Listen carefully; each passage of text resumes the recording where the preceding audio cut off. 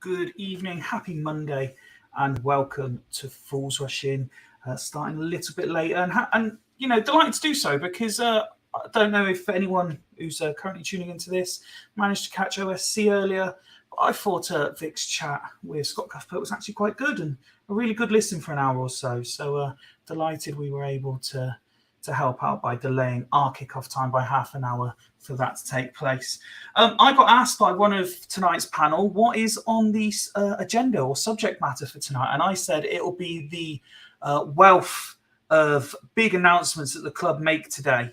And they didn't let me down by announcing absolutely nothing as usual. However, we saved something in the bank for just such an occasion. And I know how much you all love it. We have the return of food chat as well as an intro. But so before tonight's question and tonight's panel, let's roll the titles. Take my hand, take my whole life too. But I can't help falling in love with you.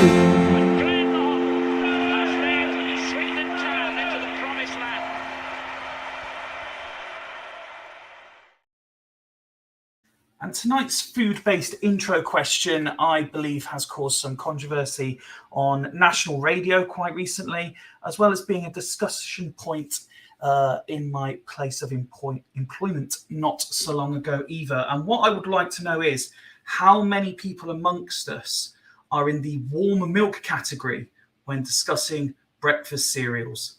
Not for me. Cold milk only. Let's find out what tonight's panel thinks, starting with the man, the myth, the legend. Is Woody the coach? Are you a warm milk guy on your cereals, Woody? I'm not a cereal person, let alone a warm milk or whatever. I don't really like cereals, to be totally honest. No? If I was to press you to have a cereal, what would you choose? I venture into Weetabix every now and then, of which I'd normally have cold, I think. I can't. Yeah, warm would be it. Warm milk is for porridge, cold milk for cereal.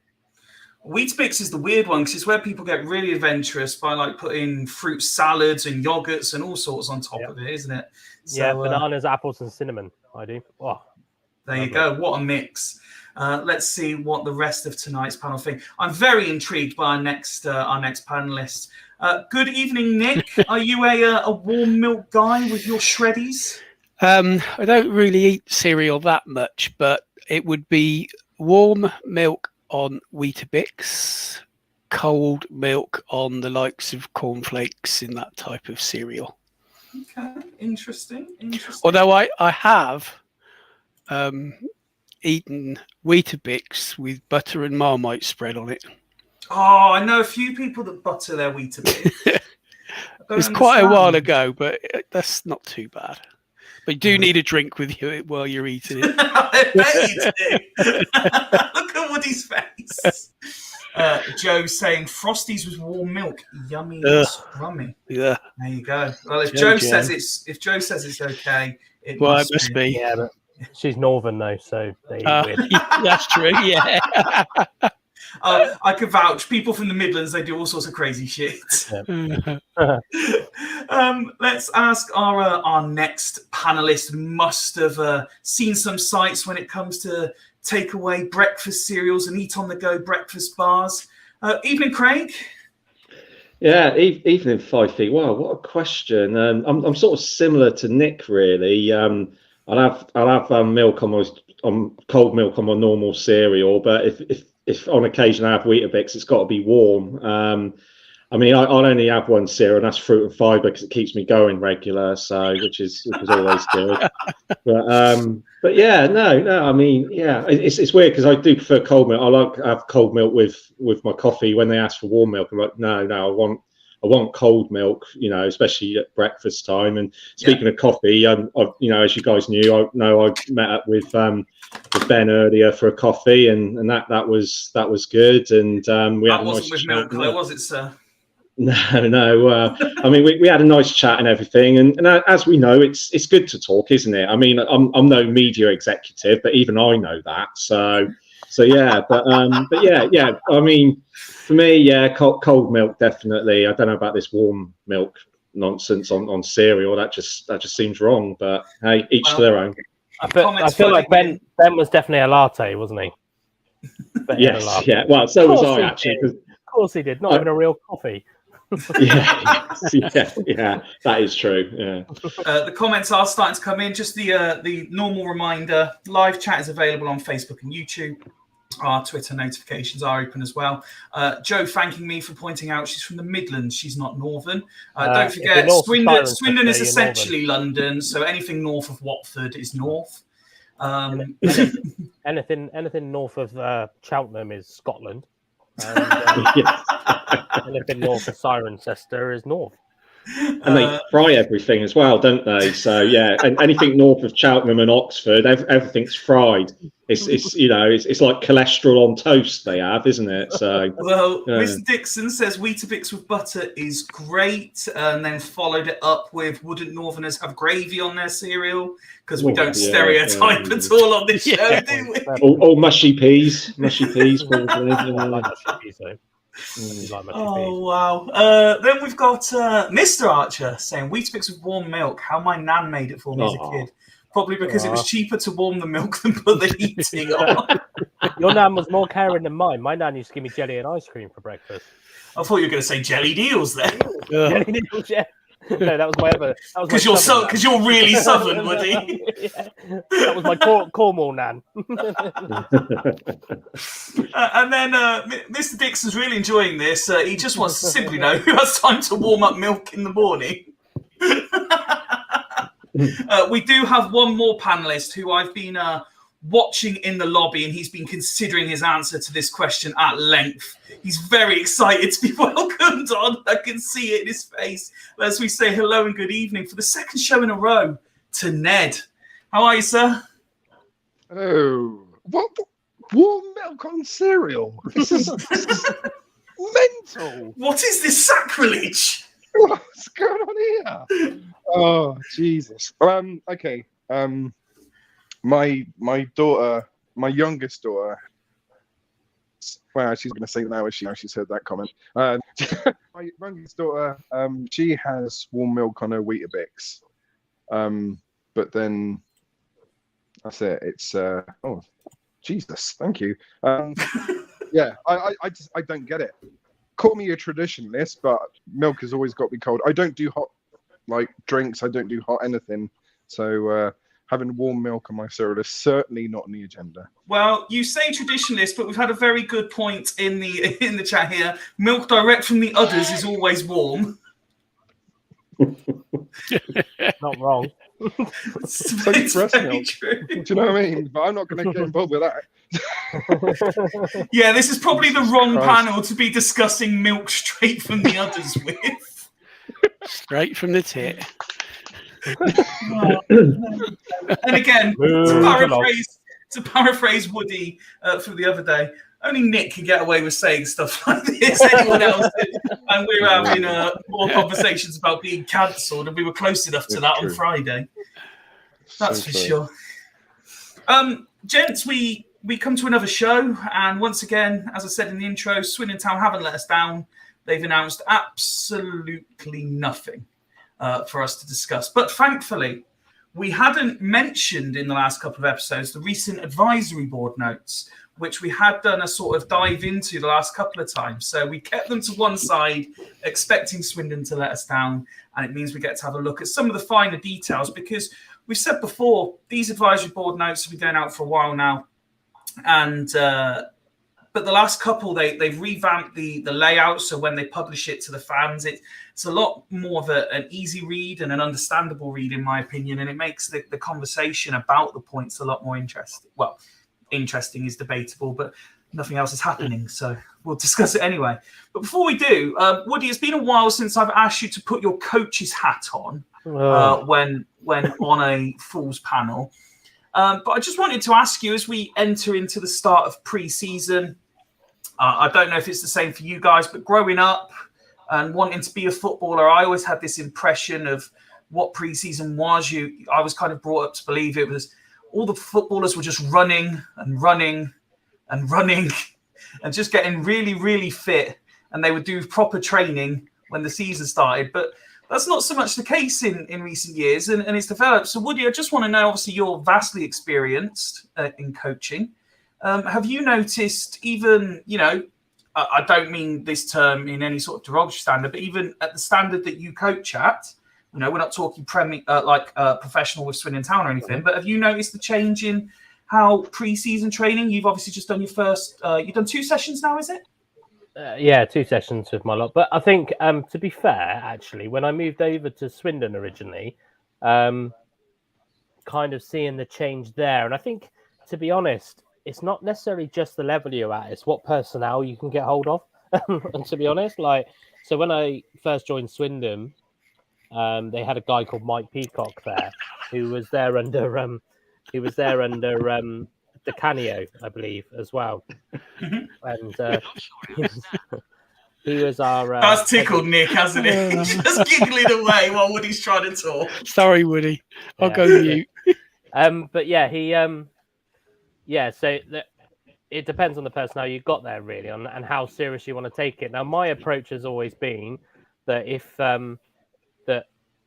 if you only train once, twice a week, then you shouldn't be running up hills. You shouldn't be doing hundreds of bleep tests. You shouldn't be doing skipping rope challenges, all of this kind of stuff, because I would much rather just get a ball at their feet and do fit, like what we call disguised fitness. But in the professional game, obviously they're spending 5, sometimes 6 days a week during the pre-season. So they can dedicate time, if you like, to just doing strength and conditioning work, just doing cardio work. So I think the difference is like, 1, the personnel, and 2, how long you've got to work with. If you're if you're only training 2, maybe even if you're only training 3 times a week, I would always say don't bother with getting them running round pitches and stuff, because at the end of the day, they could be fit as anything, but if they can't kick the fucking ball whilst they're running, it ain't going to make a difference. It's very true.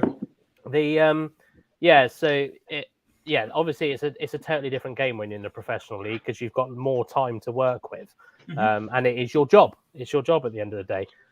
Whereas part-time teams, I know a couple that are down, like managers that have ran teams like a National League South and maybe the Southern League under that. What they tend to do is they'll still have their 2-3 sessions will still be mainly football based, disguised fitness football based, and then they'd actually give their players like stuff to do outside of training. So you might see it if you watch like quite a lot of those kind of behind the scenes YouTube documentaries and things like that. you'll often hear them talking about 5Ks.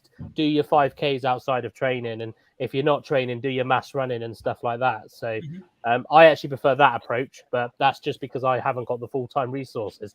I'm sure if Woot and Bassett were full-time, I'm sure we would. But yeah, I think it really does depend. But the guy, you know, the game's moved on so much in the last 10 years. They'll be, you know, they would have been given closed season programs to do. You know, it wouldn't just be pre-season. They would have been given stuff to do during, you know, they would have been told, go out and enjoy yourself, eat, drink, whatever you want, but you need to come back to, you know, this kind of level of fitness. Activities such as this one, Woody. Does 18 holes of golf count as pre-season training? Probably not pre-season, maybe closed season because they're still moving. But yeah, I mean, ask Gareth Bale. I mean, he's one of the fittest. He was one of the fittest ever, and I don't think he actually started pre-season training until the week before the season started. But yeah, it's I think, they would have had closed season. Even Swindon's level, I imagine, would have had closed season programs that they would have had to keep to. They'll come back. They'll probably be weighed. They'll probably be. Is it VO2 max? Yeah, the one where that's the one, isn't it? They probably have all of CO2, that done, isn't it? I thought it was VO2. You're more likely to be right than me, to be fair. I could be wrong. Let's face it, you're a coach, whereas I'm someone who looks like this. I clearly don't do mass physical testing on a regular basis. I look like this because I'm good at telling people what they should do, not because I can do it myself. But yeah, it's they. I'm sure they'll come back. I just, you know, I know Nick could probably, and I mean this in the greatest respect, Nick will probably remember running 20 years ago when they have had to run up the Arkles or the Don Rogers stand, you know, kind of that would have been the pre-season fitness. But I think even now it's got bigger than that, really, the kind of whole fitness regime. Well, Lou Macari had him running all around the town, didn't he? Well, he did, yeah. Interestingly, Fergie do that with United as well? I'm sure Sorry? Fergie did that with United as well, didn't he? I'm sure he had him running around Salford. Yeah, I'm sure he did. If there's anything we appreciate on Fools Rush In, it's the sarcastic humour of the majority of the Swindon Town fan base. Nick, I'd like to draw your attention to this comment on the subject of pre-season. I wonder if we're going to go into the season fatigued, like Scott Lindsay wanted us to be. That went well against Harrogate. Well, I don't know if they were actually fatigued. I think they were just unfit because they didn't do anything. I mean, that's the first thing Morris said when he came in. It was how unfit the team were. So whatever they did, they got it wrong. So, yeah, hopefully I don't know what Flynn's view is on this sort of fitness before the season, but certainly with Di Canio, Macari, games were won in the last 10 minutes because the team was so fit.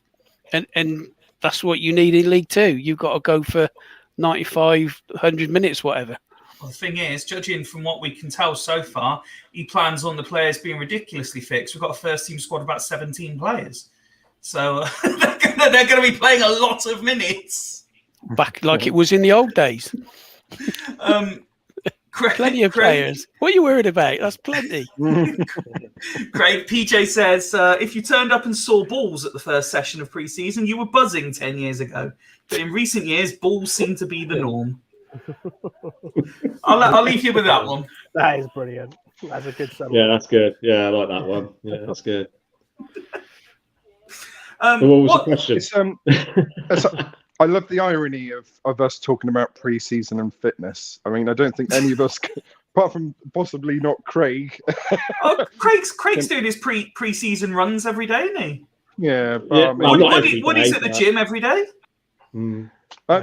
I think, someone expecting me to do 5K without driving,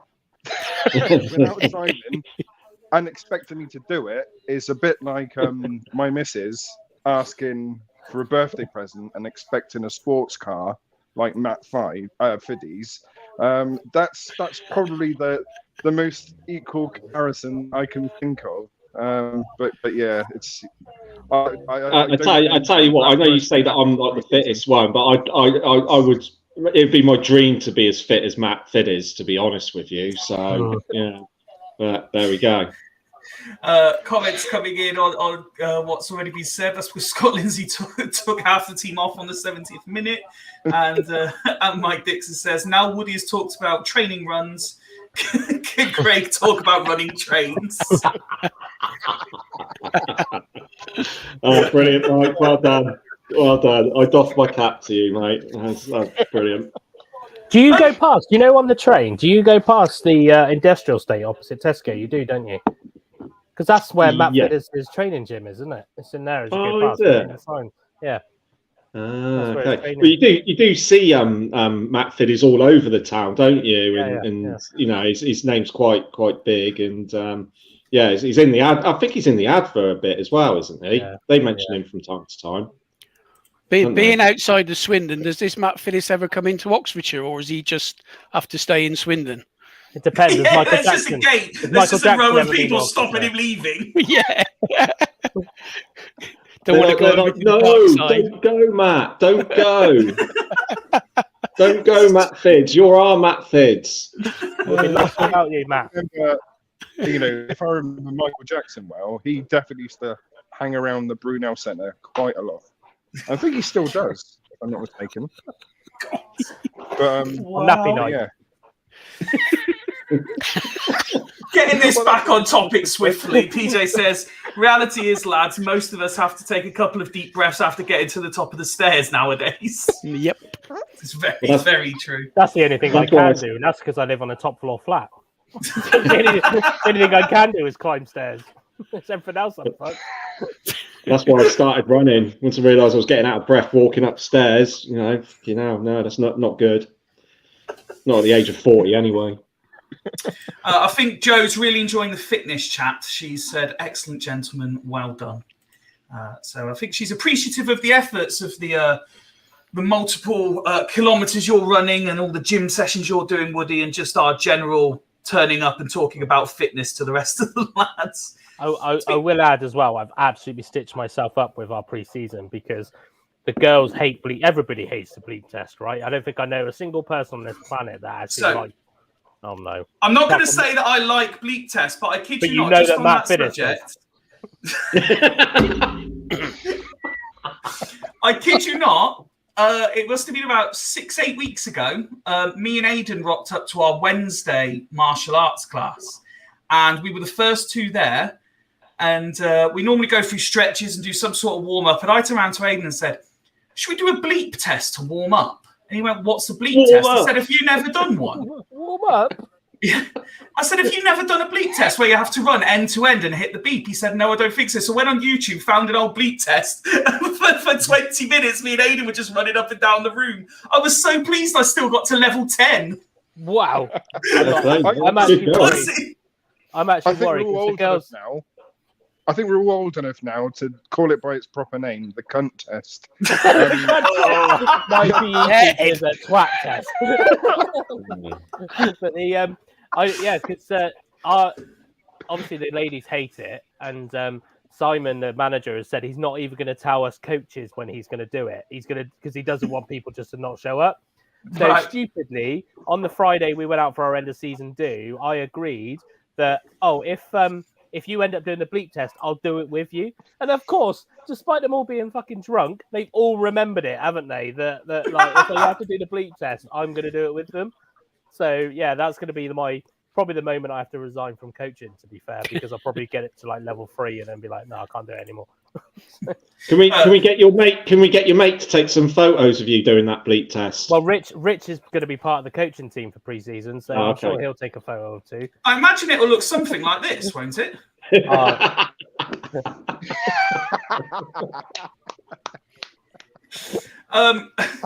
The legitimacy of my bleep test result is being questioned with what size was the room. It was a standard community centre hall that we were running it in.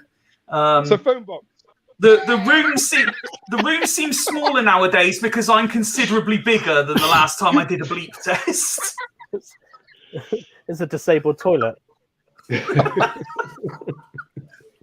Fuck off. I might not look like it, but I have some physical acumen. It might not be a lot, but I have some. Unbelievable. I didn't make the point to get ripped on my own show. I tell you what, I bet Matt Figgs could get past level 10. Yeah. And most people could get past level 10, Greg. Aiden just stopped at 14 because he was bored. He could have kept going much further. I reckon Matt Fitz runs backwards. On the bleed test.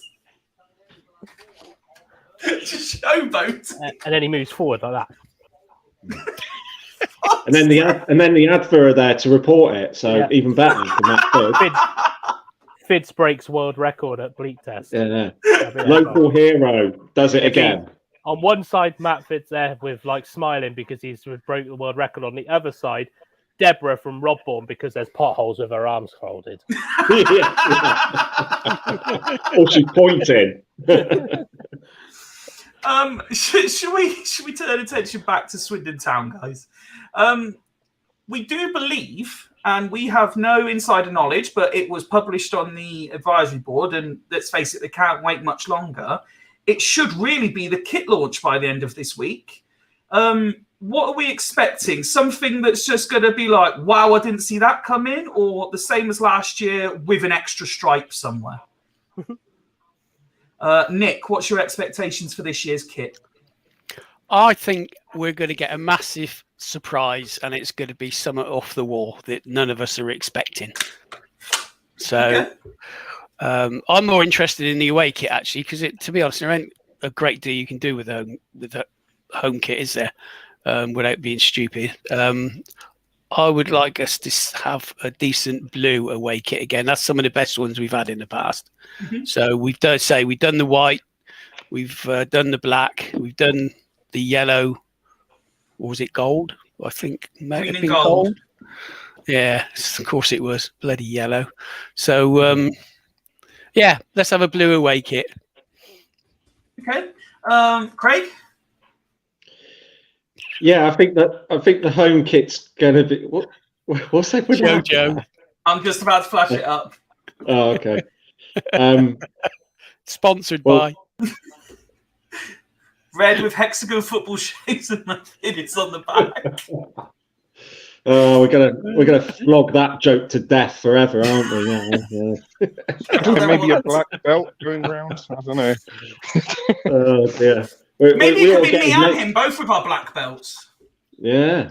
We all get his name trending on Twitter, really. But yeah, I mean, I'm not too fussed about the kit, to be honest. I mean, the home kit's going to be red, I think. Could you imagine if it's not? If they completely troll us and the home kit isn't red?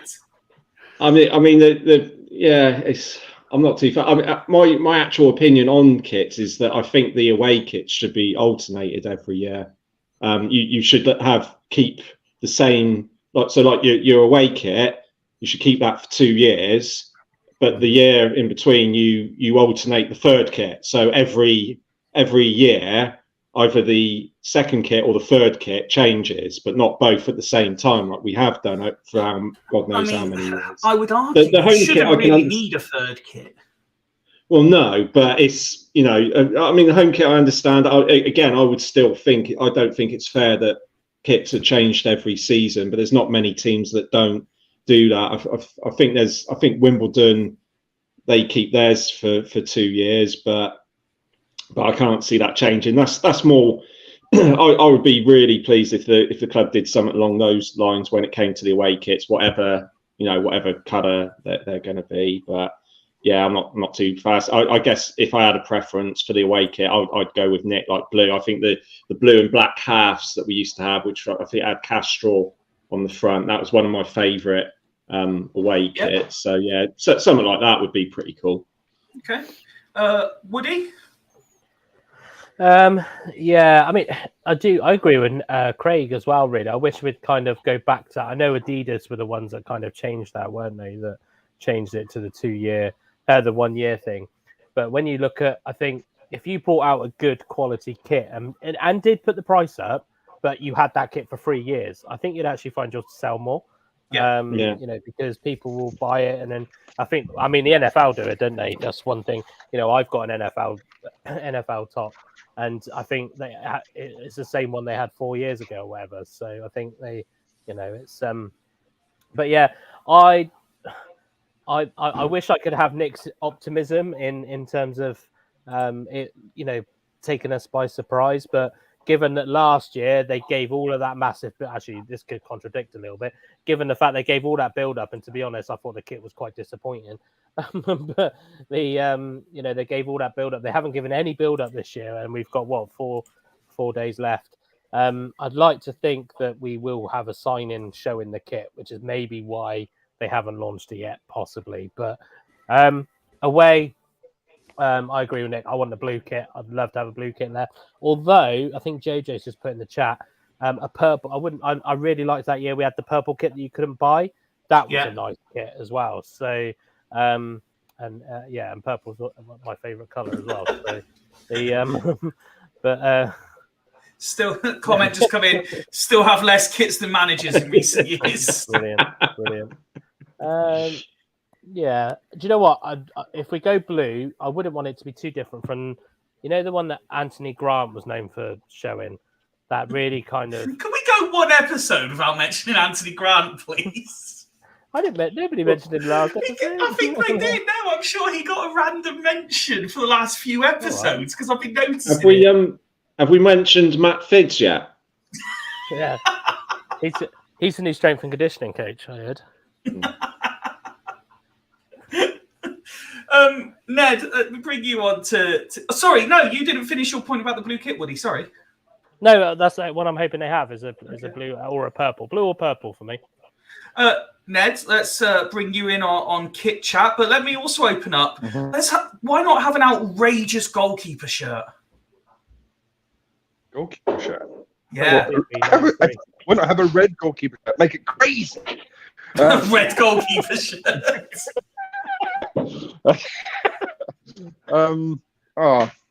I don't know.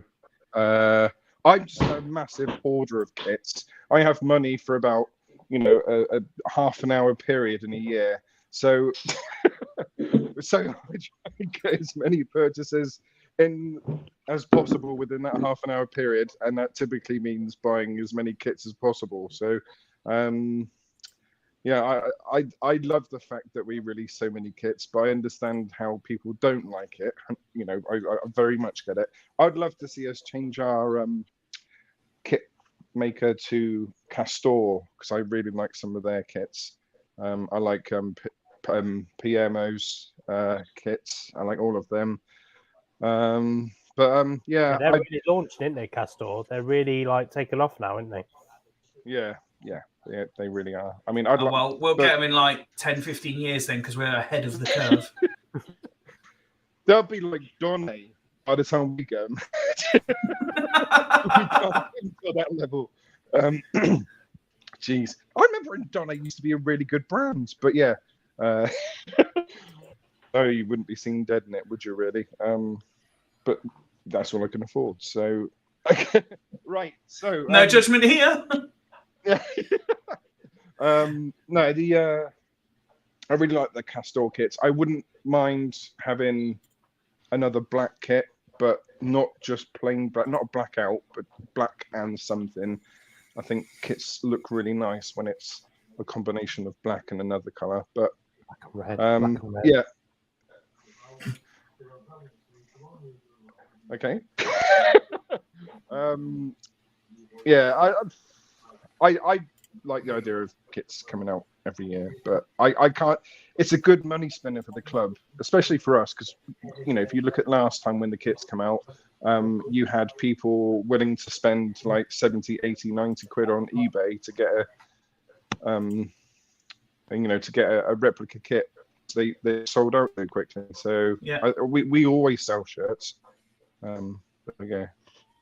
Well, this seems the perfect time to welcome on a sick fool.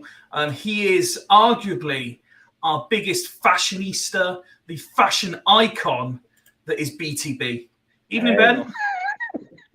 Evening. How are you, pal? Rich was coming on then for a second with his little bucket hat and everything, but no, you've got me in my old shirt. Thanks. And your poor connection. All right. Yeah, very good, mate. Thank you. Very good. Joe saying there is a clear difference between Town Puma and Man City Puma. Different gravy. Indeed. Just as we're trying to abolish the the stereotyping of people that are slightly more north than Swindon, you have to mention gravy for no obvious reason.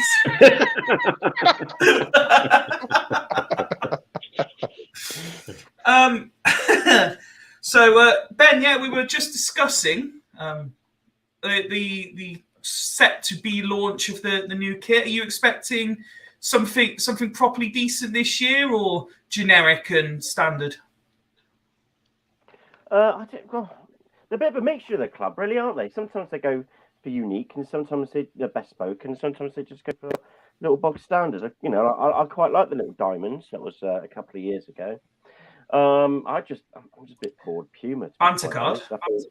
Yeah. Oh, sorry, barter card. Yeah, well, barter card.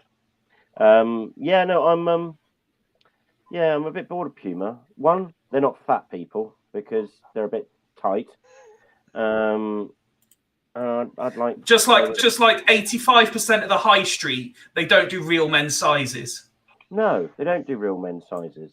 And like, if you're buying a football shirt, you're either a small young man, young boy or girl, modern days, or a fat bloke.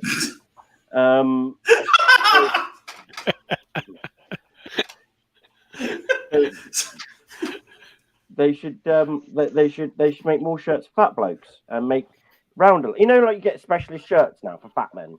They're like t-shirts for fat geezers that are now suited. I'm trying to think who does the adverts on TalkSport for the Untuck It shirts. Yeah, that sort of thing. They should do that with football shirts as well. Shirts that are just a bit more rounded around the belly area, so it just fits nicely. So you don't get that embarrassing undertuck of belly if you. The bit that sucks the belly, that looks like it sucks the belly in and gives you more arm and stuff. Yeah, every time you lift your arms up, you show off your belly button for everyone, type thing. You know. So what you're looking for is maternity wear for. Men's maternity wear kit. That's where we put. You know, we'd sew so many. She's looking around the table. We love a curry. As Charlie Austin said, we like a Chinese. So you know, I Chinese last night. Yeah, it's Chinese last night. So maybe there'll be a good sponsor as well, like the Chinese takeaways or something. Or Just Eat for Swindon. That'd be great for Swindon fans. Just Eat, and then a phone number at the back of all the local diners. And Matt Fiddis at the top. Swindon Town sponsored by Just Eat would be fucking class. Yeah. It would be. And the away stuff could be sponsored by like Matt Fiddis. And then it'd be like yin and yang. Yeah, exactly. So you know, we've got so many ideas, but if the club get in touch, but they need to communicate better because they're crap at it, and also like actually speaking to positive podcasts and getting their views on things and reaching out to fans. They're pretty shit at that sort of thing. Meow. Sorry. We were all being so positive. Don't ban me. I'm quite nice usually. Please don't ban me. My kids like to go. Yeah, but remember, Ben spent the morning with me, so my negativity is worn off on him. So. I've been with Craig all day today, so we've been putting the roles right and talking about football from 20, 30 years ago. He was a proper old man at that. Yeah, someone's Alexa's kicked in at the same time. What we want is a retro white kit like this. Yeah, like this one. Yeah. What we want. Proper one. But again, white, not too good, showing the old bellyage. So maybe black. Black's good because black hides fat. Yeah, but black makes you sweat as well. Black does, yeah, but it's winter, so it's all right. And not when the season kicks off in August, then. It ain't. No, that's a good point. Maybe they should have one that changes colour. We should have seasonal wear. Not just season wear, but actual seasonal wear. So you've got Woody and Craig advocating for one kit every 2 to 3 seasons, and you've got Ben advocating one kit every 2 to 3 months. Exactly. A lighter, more summery. Maybe we could do a Hawaiian kit for the summer. You know. that'd be quite good. You know, Craig, what have you done to him today? I don't know, mate. I don't know. Really. Ben spent the morning with Craig and the afternoon with Gokwan, I think.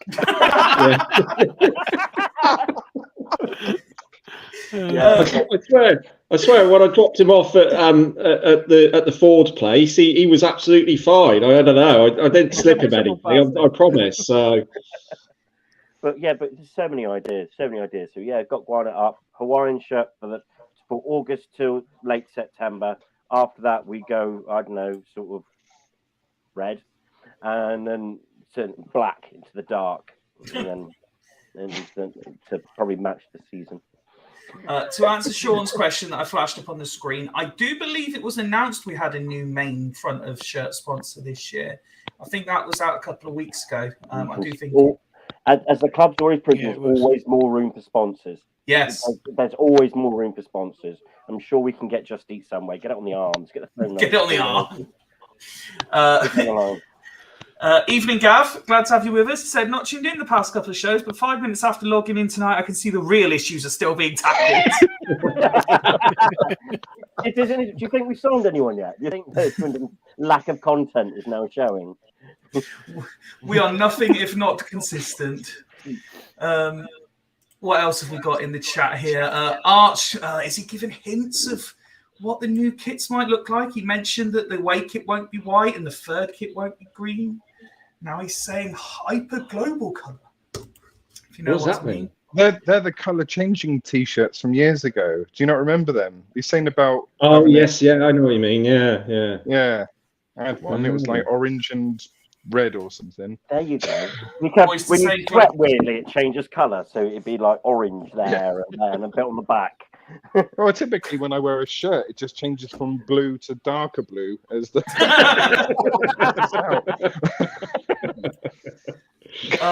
Hi, Fifey. I thought the Twitter abuse of the kit men was a disgrace. Will you be addressing this? I mean, I'm presuming that you're referring to when they got referenced in a passive-aggressive tweet about something else that was non-related to them. There's not much. There was no direct abuse aimed at them. Their name was used in a sarcastic way in regards to the club and their marketing strategy. But conversations have taken place off camera, if you really want to know. But no, if people have concerns about anything that any member of FRI are doing when representing FRI, but equally all 12 of us are our own people and we all have a right to our own opinions. We don't all have to agree with Ben the same. We don't have to agree with me. We don't have to agree with Craig. We don't have to agree with Woody or Kieran or Warren or any of the others. If something is outright disgusting and just completely wrong, then yes, of course it would be addressed. Well, it's not abuse. If you consider that to be abuse, then maybe Twitter and the internet. Twitter is not the place for you. Certainly not Twitter. No. I'm sure I've had more abuse on this tonight than that classes as abuse. I think we've all had worse than that aimed at us before. So if that's really an issue, and I don't think it was an issue for the kit men because they came back with a really good response, didn't they? In the best way, to do it, and fair play to them. Yes, I think people outside of the conversation, they either take fake offence to cause disruption, or they just take any opportunity to cause disruption of any style. But yeah, if you do ever see any online comments or anything else from anyone at FRI that you're concerned about from an FRI perspective, don't hesitate to let me know and it will be dealt with accordingly. Sorry, all the fat men in Swindon that I've offended. Yeah, you've been very PC tonight, Ben. So on behalf of the fat men of Swindon, Ben, I appreciate your apology. That's all right. It's heartfelt and Ben, I thought what you said was an absolute disgrace, and I hope that Fifey addresses it soon. So yeah, well, I here tendered my resignation as it's been brought to my attention. Oh, thanks for that. I'm sorry, Ben. It's just because you've been going to the gym now, and you're going to be super slim. I will be. It's working on it. It'll be small time, Ben. The problem is, I had a Subway for breakfast, and then it's not been too good today. But yeah, I should be working out. The important thing is, did the car get through its service okay? It did actually, and it needed no extra little bits, which is not too bad since the car's 15 years old. They went, no, it's passed fine, thank you. But I will need stuff done in the near future. Okay. But it Milk got through. It got through, and it cost me about 208 quid, so it's not as bad as I thought. Royston says, I hope to join you at the tourney. I hope Glad All Over will be blasted through the speakers. Well, thank you for the lovely segue, actually. Before we talk advisory board, yes, on anyone who missed it, on Friday, we announced that we will be doing a live show on New Season Eve. I believe I make it 8 of the 12 fools are currently scheduled to be there and live, and we have had some questions sent in about it since the announcement, so I'll just take a couple of minutes to answer those publicly so that everyone has the information. People were asking about tickets. We discussed this over the weekend. We were initially going to use a site similar to Eventbrite, who I've done stuff with before, but we were conscious of a couple of things, really, in that there are fees, and we want to make sure that British Heart Foundation, who we're trying to raise the money for, get as much of the money as possible. Yeah. And obviously, it's a limited capacity where we're holding our first live event. So we're actually going to manage the tickets ourselves. We've opened up a Just Giving page, and what we'll do is anyone who wants tickets, get in touch with us, and we will pass you the link. And we're not setting a price for the tickets. We're asking for a donation towards any tickets. And once that donation's had, then you will be sent some form of confirmation, etc. Regarding that, I've been asked whether kids can attend. The answer to that, really, and the answer that I've given to a couple of people that have asked is, I'm not against kids going. Anyone who comes to Fools Rushing Live know what we're like and know what's likely to be said. And I did get one comment back that said, after Jackbox the other night, the kid definitely isn't coming. Yeah. We take no responsibility for any of the language. If the parents are happy for the children to be in that environment, we're happy for the children to be there as well. But would you take your kids to Roy Chubby Brown? Just think that. No, because Roy Chubby Brown isn't funny, but we are. So that would be true. That's true. Yeah. And another question I've had a couple of times is, will there be any Swindon Town players in attendance?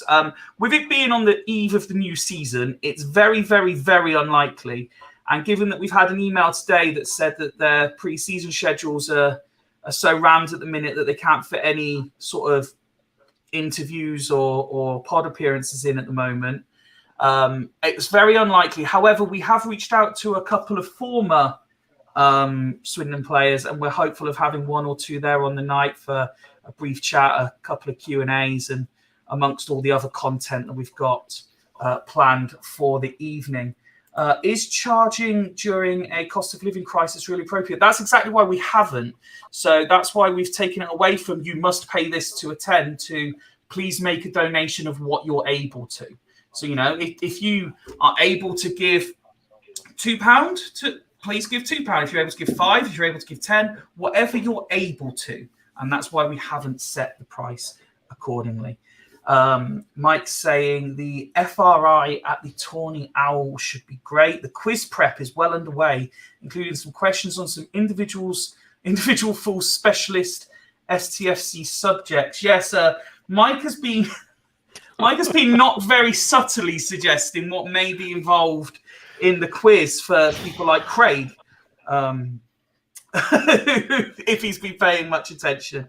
But yes, there is as we've said before, we plan on, obviously, there'll be a usual Fools content, which includes the Colchester preview. We've got an auction of various goods, which we're hoping people will be able to donate more money towards British Heart Foundation. We've got a quiz. Craig's convinced me to do a live Defend the Indefensible. I'm sure there was something else, but I can't think what else there was. But obviously, we'll keep announcing stuff as we get closer to time. It's Friday, the 4th of August. We're due to start at 8 p.m. and it will be going on until about 11 p.m. So yeah, hopefully, like I say, you'll be able to start inquiring about tickets from the minute this show ends, really. And we hope to see as many of you there as we can possibly get in. We're looking forward to it. I think I'm both nervous and excited. I'm not nervous in terms of doing it. I'm more nervous and just hoping it goes well. I don't know. I mean, Nick, obviously British Heart Foundation, charity very close to you, and one of the main fundamentals in why we chose them. Yeah, absolutely. So I'm sure it'll be a good night. Obviously, it's a bit of a tester to see how it goes, and maybe we can grow on from there. But yeah, all monies raised will be going to the British Heart Foundation. We will not be taking a cut of donations. If anything, we're probably putting more money into it than most people that will be going. So a lot of us providing items, and I've got some donations from companies. I'll just mention a couple. Seaside Reds is kindly donated to us. And Dan Designs said he will provide something for us. It's a British Heart Foundation, so we're really grateful for those guys. And anything anybody else would like to push our way, we'll be more than grateful. And if you're a company, we will obviously put your name out there with our thanks. So yeah, it's going to be a great night. Any reason the event has been announced at the same time as the Full Monty 2 is being released? For exactly that reason. It's a dual effort. We'll be doing the Full Monty while at the live event. Ivy, don't say that, Christ's sake. Believe it, mate. We want people to attend. No, if we put that out there, Nick, depending on how we advertise it, either they'll pay us not to, or if we say you're doing it, we'll have to do like 3 or 4 shows. I mean, Nick has been up on stage and everything. Oh dear. Anyway, yes, more details to follow in coming days and weeks leading up to the event. We really hope a few of you, or enough of you, can make it to make the night a success. And Royston, your last comment there, that is coming up very, very shortly. You are indeed. Archers Recruitment already been in touch, Joe and Mark, and they will also be donating an auction item for us, as well as already sorting a babysitter, so that they can both be in attendance. We are delighted to say. Shall we get back to the chat? Just seeing a couple of tweet notifications coming in as well. But there's no discussion topics. There's just people very kindly retweeting our live stream to all of their followers as well. As I mentioned in the intro, we haven't touched on the recent advisory board notes. They came out middle to end of last week, I believe. And we sort of kept it to one side because last time we did this, the conversation dug deeper than we thought it might. So we wanted to leave it till there was a sort of quieter day at STFC. I've not taken shots of everything. So there's still well worth anyone watching or listening to this after the event going back and having a look at yourselves and forming your own opinions. But I have taken a fair few different bits and pieces from it just to get your guys' opinion. One of the fundamental things that Swindon fans have had to deal with over, well, as long as I've been a fan, which is coming up 20 years now, is the level of debt at the club. Mm-hmm. And the very first page after the introduction shows how the debt has reduced under the current ownership. Ben, it's fair to say we can at times be critical of the club for certain bits, but when you see data like this and they follow it up with a nice little table which explains all the different areas, there's one thing you can't be critical of is clearly the debt is narrowing, it's shortening, it's getting considerably less. Well, it's that side of the club, the business itself, the business model is going quite smoothly. It's going exactly how he wanted it. Of course, it's not completely debt-free because Clem will want his money back, what he's invested, but that's going to be happening way in the future, more than likely when he sells the club. Yep. So it's secure. It's in a good place financially. The football side could be possibly run a little bit better. I think we've all mentioned that, and we're all possibly. Yeah, I think I may be understating a little bit that could have been done a little bit better over the last 12 months or so. But the financial side, the bit that keeps us ticking, is still there. So long term, the club, the signs are rosy. It just they need to get it right on the pitch, which is possibly the most important. Or the financial side will suffer because fans will stop going. No, completely. So they need to invest now. Nick, from your perspective, when you see these graphics with regards to the finances, people I don't think should be too alarmed that as the debt reduces, the sort of steepness of the curve, if you like, decreases quite sharply.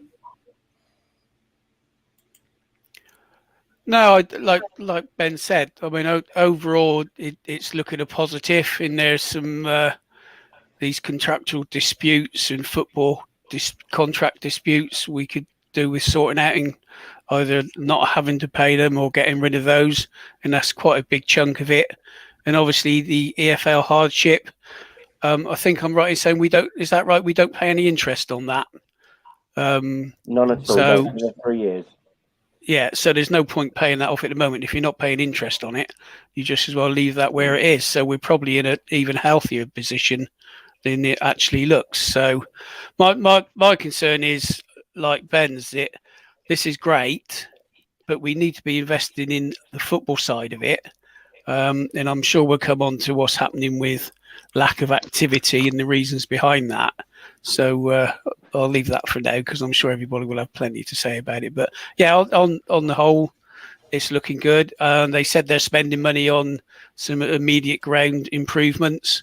So it would be good to have a bit more detail on what they're actually doing, because it was quite a vague comment on there that, yeah, we're doing stuff, but we don't really know what. And hopefully we'll see some benefit when we're back at the ground next season. Let's hope so. Sorry, excuse me. Craig, alongside the financial side, there's always the legal implications of various past and present misdemeanors, and an update was given on that with regards to contractual commitments, as well as the FA investigation. Now, it's important to say, if you do go back and read these in full and you get all the notes, on the right hand side, the latest updates column, the bit in bold or any points in bold are important because they are the newest updates. Any that aren't in bold, as far as I understand, are carryovers from the previous board minutes. But legally, again, it's always positive. And, as much as people would think otherwise, Craig, we do like to promote positivity when we can. So it's good to hear that certain disputes are being cleared away, and it's one less to worry about almost. Yeah, I mean, you've come to me for the positives, and yeah. Well, Ben came in being negative, so I assumed it was opposites day. Yeah, you thought we bounced off each other and changed and everything. Now I'm the positive one. No, sorry, no such that. Just going back to the debt and everything. One of the good things that Clem has done is paid off that debt to HMRC, because the clubs don't have protection against HMRC debt that they used to have. So it's good he's done that, but we still have to remember we owe him 3 million at least still. So there is that debt, but people make a big thing about debt as well. And debt isn't necessarily a bad thing. It's how you service that debt. Tottenham Hotspur is a great example of a club that's in a lot of debt because they financed their stadium, but they're still able to run at a profit and everything else. They got a good plan in where it's not, that debt isn't crippling them. So that's the important thing to remember about debt. It sounds all scary and everything, we were 3 million in debt. Apart from that thing to HMRC, that was important that we did pay that off, but 700,000 in debt for a League Two club, it's nothing really. It's nothing to be too concerned and worried about, as long as we've got a plan in place, which I'm sure Clem and Rob have got to eventually pay off that debt. So that's the main thing. But we also have to remember that we do owe Clem that debt, and I know he said that there's no plan to pay it back, and that there's no plan to charge interest on it. But that can still change. That's not contractually written in black and white. It's not written in blood that can happen. If he, touch wood, it doesn't happen. But if he gets an illness or his businesses go under or anything, what's he going to do? He's going to want to call in the debt, isn't he? And sell the club and call that in. So I think we have to be very careful. It happened before. It happened with Gretna's owner when, God bless him, he became ill and everything, and the family decided not to carry on financing the club on his behalf, and then Gretna went out of business. Now theirs was a slightly different story because they weren't as sustainable, but the point still stands. There's been many examples of that. So we have to be clear here that we still owe Clem a lot of money, and circumstances can change. So it's not the be all. Oh yeah, we don't have to pay it back until he says, and we don't have to charge interest. That can still change in the future. So no amount of advisory board minutes is going to change that at the end of the day. When it comes to the legalities and everything, from what I can understand with that investigation, from what was happening under Lee Power, it's a tricky one because often the EFL don't take into consideration what's happened under the previous regimes. They do have sympathies for that, but if we've broken rules and there's a punishment for it, we'll get it. It doesn't matter if Clem's the owner and it happened under Power. They will still put those punishments in, whatever it is. Hopefully, it will just be a fine. So the sooner the stand-in Power case gets sorted out, then we might be in a better position to find out what that will be. But I'll be very surprised if the EFL just let us off on it. I can't see them doing that. They've set a precedent where the last few years they've been a lot more stringent after the debacle of Bury and other clubs like that. They've started to get their house in order and be a bit more strict with the governance and football club ownership. So sadly for me, and this isn't just the pessimistic side, this is just from seeing what the EFL have done over the last couple of years. They're not messing about now. So but hopefully we'll be in a better position once the stand-in and Lee Power case is sorted. And just before we move on to one of the other panels, Craig, one of our favourite things that came out, I think it was in the last advisory board, was the roadmap. It gave us a clear vision of what the club were attempting to do and the time frame in which to do so. And we've just had the comment come through, will there be a new roadmap before a new third kit is announced? Yeah, possibly. It wouldn't surprise me because obviously last season was a waste, wasn't it? And that's one season out of the 5-year plan already. And there's been a lot of clubs, as I've said before, that have been in League Two for a long time. Carlisle were in League Two for 9 years before they bounced back up. Mm-hmm. We're not too big to, as I said on Friday, we're not too big to go down. We're also not too big to be in this league for 9 seasons. So yeah, it's I think it's we're just going to have to wait and see, really, aren't we? So yeah. The next thing I picked up on, Ned, was comments regarding the fans themselves, and obviously the club referred to how positive behaviour can enhance the club's reputation. The EFL have issued a fan behaviour guidelines with automatic bans for pitch invasions and pyro usage. They've also have written to the club regarding poor fan behaviour due to issues noted above, and have warned the club fines are coming. Now, I know there's been moments over the last 2.5 years where we've seen certain things and we've called our own fans out for it. Do you, in your experience of going to the county ground over the last couple of seasons, Ned, regardless of frequency or not, do you think that there's a lot of misdemeanors going on within our fan base? I would say not. I don't think there's many. But unfortunately, the people who do it, they stand so much that it sort of tars every, when it gets reported publicly, everyone's tarred with the same brush. Yeah, it just says I Swindon remember- fans.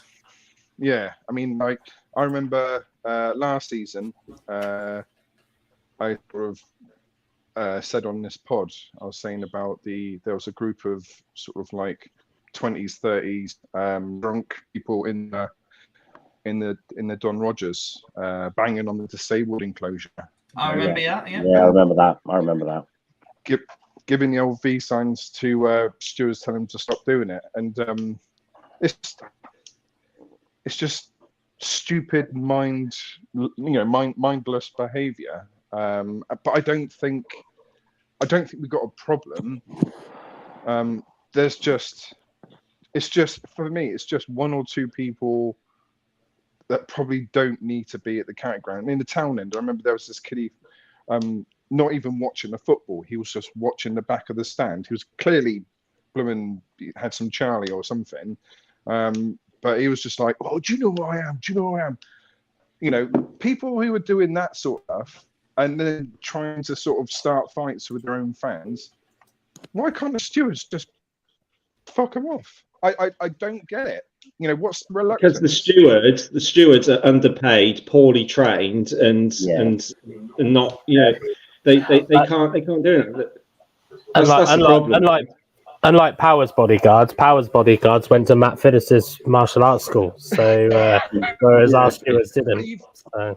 Yeah. I mean, I get there's a lot of of the stewards like watching upwards. There's like loads of them. They're all just temps, just watching, and then if something happens, they're really not sure what they're doing. But you also have the specialist ones, like the ones with the pictures on their sleeves, the ones who are the doormen in nightclubs. They're the ones who should be, let's get these people thrown out, and then let's go, because we don't need them people in our ground, and we don't need any racist or bigots in our ground. No. Just get rid of them. I don't care if they've been going for 30 years. I'm sorry, but those are the people who turn off all the potential younger people who can come into the ground. We should just get rid of them. I apologise, Ned. I'm not laughing at you here. I've been monitoring what was going on in the chat at the same time, and AC commented, and I was quite concerned because it said sound's gone on this, but working on Twitter. So I was quite worried and replied back. And then we had the reply. I turned my phone volume down and thought it was a YouTube problem. Yeah, I've done that before. Class. I think as well, though. Sorry, Fifey. I think as well, Ned. When it comes to issues with other fans who need to not be there, it's relying on other fans reporting them, reporting it, and there's a whole sort of culture of don't be a grass sort of thing, isn't there? And that's an issue in itself. It needs. Not just the racism thing, because for me, if I heard that, I would report it. But like that was other going to be stuff, my next question. How far does someone have to go for you to report them? Yeah, they're not going to. The stewards and police aren't going to do anything unless people report it. That's the issue, and unfortunately, there is this culture to not don't. You're tainted as a grass if you do report something. You know what I mean? So it's a difficult one. I'll open this up to anyone who wants. Oh, go on, Ned. Sorry. I was going to say the specific incident when this kiddie will go. Oh, I'm from Pinehurst. I mean that he was reported to the stewards many times by many people around our area. And it's just, nothing was done. And I would imagine nothing's done until he's physically done something. But snitches get stitches. It's just, surely you can see, I can see it. Why can't they see it? Do you know what I mean? Yeah. It's not difficult when you've got someone who's not watching the game, who stood up in front of everyone, threatening people. You think, well, it's quite obvious that he's not watching the football. It's quite obvious that he's trying to start on people. I mean, if it was very loud in the stadium, then you can understand that they're not being able to sort of pick it up. But I county don't ground use isn't allowed. the county ground if it's allowed. So it's just, you know, I would like it to be a bit strict in that respect. I mean, it's really difficult because I love a bit of an aggressive atmosphere because, you know, because for me it's just releasing some of the tension. But when that aggressiveness is directed at our own fans, that's when that's not acceptable for me. That doesn't make any sense. When you're literally just turning up to see if you could start a fight with someone from our team, you know, from our fan base. I mean, it doesn't make any sense to me. Just need to get them out. I flashed up a comment from Sean earlier, and I'll open it up to anyone if you've got an opinion on this. I think it's a valid question. How come pyro is an issue here when it seems to be everywhere in the rest of Europe? Even in Scottish and Irish grounds, there's loads of it. And it's a fair point. I mean, you see all the social media pages dedicated to likes of, say, Dortmund, who are famed for their pyro at the start of every game. Why do we think in England in particular we're so anti anything that builds an atmosphere? I think, to be fair, there's two reasons behind that. One, it's not banned in abroad, whereas it's banned here. And the reason it's banned here is because idiots set off the pyros and then throw them on the fucking pitch. That's why. You know, you get it every now and then in Europe, but very rarely the pyros are used to create the atmosphere in the stands. You know, I'm neither not here, you know, for or against pyro, but the reason I can tell you now, the reason that we banned here is because we've got an absolute bunch of melts who decide to throw it onto the pitch to put across this hard man image. I know some of the lads that did it, but I was at Harrogate when I was at Harrogate away, and they were setting off pyros in the pub car park. You know, and this is why, you know, this is why we do some fans, and I've seen it's every club has them. Yeah. But that's why things like that aren't allowed in UK football stadiums, because we do stupid things like that, like get a pyro and then all of a sudden we launch it onto the pitch, and it's just kind of like that's the exact reason why pyros are banned. If we could be a little bit more sensible and not have one too many fucking shandies, you know, we'd be able to. You'd probably find it wouldn't get banned as much, but unfortunately, I can't see that rule of not taking pyros to ground. I don't think that will ever be turned now. I think that's just as it is now, unfortunately. But yeah, I think there is that kind of. Some agree with Ned's point. Some fans watching maybe, you know, Green Street and Football Factory and things like that probably a bit too much, and all of them take it upon themselves that they think they can take on half the stand. You know, it's kind of, I think I look back and you know, I've got not proud to say it, but I've got, you know, family, friends and that were part of the hooliganisms in like the 70s and 80s, and I'll tell you what, they fucking laugh at what some of our fans do, what they think, you know, with that kind of approach and the hard man image. I won't say which family member, but one family member in particular has told me before, like literally just calls them little squids. They're just kind of like ridiculous, the amount of stuff they come out with compared to what they actually did back in the kind of hooliganism era. You know, it's wannabe hooligans who are just far from it. Sean saying in the chat here, I was actually hit by a pyro at that pub in Harrogate. Remember now you mentioned it, Woody, and a newer name. It wasn't me, by the way. A newer name. I don't think I've seen. Yeah, Woody. Did the pyro hit him that hard? He's only just remembered. Welcome, Tim. I don't, maybe, unless I'm mistaken, I think this is first time joining the live chat as well. Welcome. Fans can't be trusted with bottle tops, let alone pyrotechnics. That's the problem. It's also a football. It's a football issue, isn't it? It's because anything to do with football, the authorities will clamp down 100 times more than what they would with any other sport. You only have to look for any fans going to away games. You're criminalised anyway.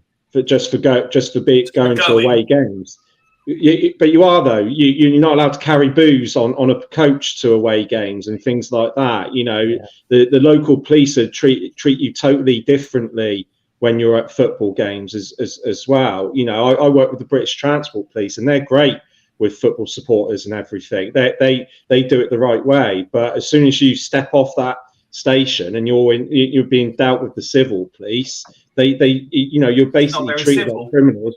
No, not very civil at all. You're being treated like criminals all the time. You only have to follow what's it called? Fair support. There's a solicitor online on Twitter who deals with football, defends football people who've been prosecuted for football related offences, and the law's so weighted against football supporters in a way that it isn't for if you're going to rugby. And I've seen rugby supporters be absolute arseholes and smash up pubs and cause trouble on the stations and everything. No, you can't speak ill of rugby supporters. Don't forget what's the saying? Football is the game for gentlemen played by hooligans, whereas rugby is the game for hooligans played by gentlemen. Well, that's the thing, but you don't hear about that with the rugby players and with the rugby fans. But they don't have legislation, actual government legislation that goes against them, unlike football fans. And that's part of the thing with pyro. I mean, I get what Woody said is absolutely 100% spot on with the pyro as well. But you know, if it happens in other countries, it shouldn't be a problem. But yeah, one of the biggest. One of the biggest sporting events. Sorry, Woody. Just going to say, one of the biggest sporting events going on at the minute is the Ashes. Darth Vader got kicked out of the fucking cricket, and everyone thought it was funny. Yeah, clearly, he's been kicked out for something. Yeah, that's true. Sorry, Woody. Carry on. Well, I was backing up Craig's point. Really, it goes as far as kind of. I think the kind of legislative side set by UEFA, set by FA, is just as bad. You know, like because. You're not allowed to take a pint of beer, you know, within the rule is something like within plain sight of football, isn't it? So even if you're in the hospitality boxes, they get covered up, don't they, during the game if you're still in them? So you can't have a drink. But then like rugby's fine, non-league is fine. Now I've seen some right yobs in non-league football, but the every other sport is fine. But the moment if I'm a football fan, the moment that alcohol comes near my lips, I turn into a fucking B-Tech Vinnie Jones. I'm all over the place, apparently. So. I don't know about anyone else, but I would quite like to get the full story from Sean. There's conversation still going on about the pyro that hit him. It came through the door as I was coming out of a pint, bloody stained my shorts. Oh, I think I might have actually subconsciously met Sean then. I remember that happening. That was this season, wasn't it, Sean? I'm sure it was last season. Woody, were you the one who threw it in there? I kicked it. I didn't want it near Rich's car, so I kicked it. In other news, Ben, you will recall some time ago you got called out by many of our loyal viewers and listeners for not doing the smoke alarm. I then got the same treatment a couple of weeks back when mine for one episode. Now it's one of our favourite sons being called out as the comment, Ned needs a new battery in his clock. It's 8:45, Ned. Come on. What else have we got? I get the feeling that AC, we've learned a lot on Fools Rush here. AC isn't short of an opinion or two. Has come in on the previous point. Rugby fans are all tough, far like boot cut wearing cowboy boot nonsense police haven. Get the feeling that AC might not be a rugby fan. Oh, that's the AC. That is the quote of the bloody year. That is. What else have we got here? Evening, Mark. Mark's been in touch to say never understood the retaining bottle tops. You can still piss in the bottle and throw it. Rob is we've done that. Rob's agreeing with Craig. Craig's spot on. As soon as you go off the train, you're treated badly. Bristol Rovers away years ago in an escort. Loads needed a piss. They said no, go against the wall, and then fined us for urinating in public. So bad. So bad. That was the same. Like when Rich and I went to Port Vale away. When you go to Port Vale, there's pretty much no pubs around the ground at all. and we bumped into like just a local copper, and we said, "Oh, is there any pubs like for away fans or any fans for that matter?"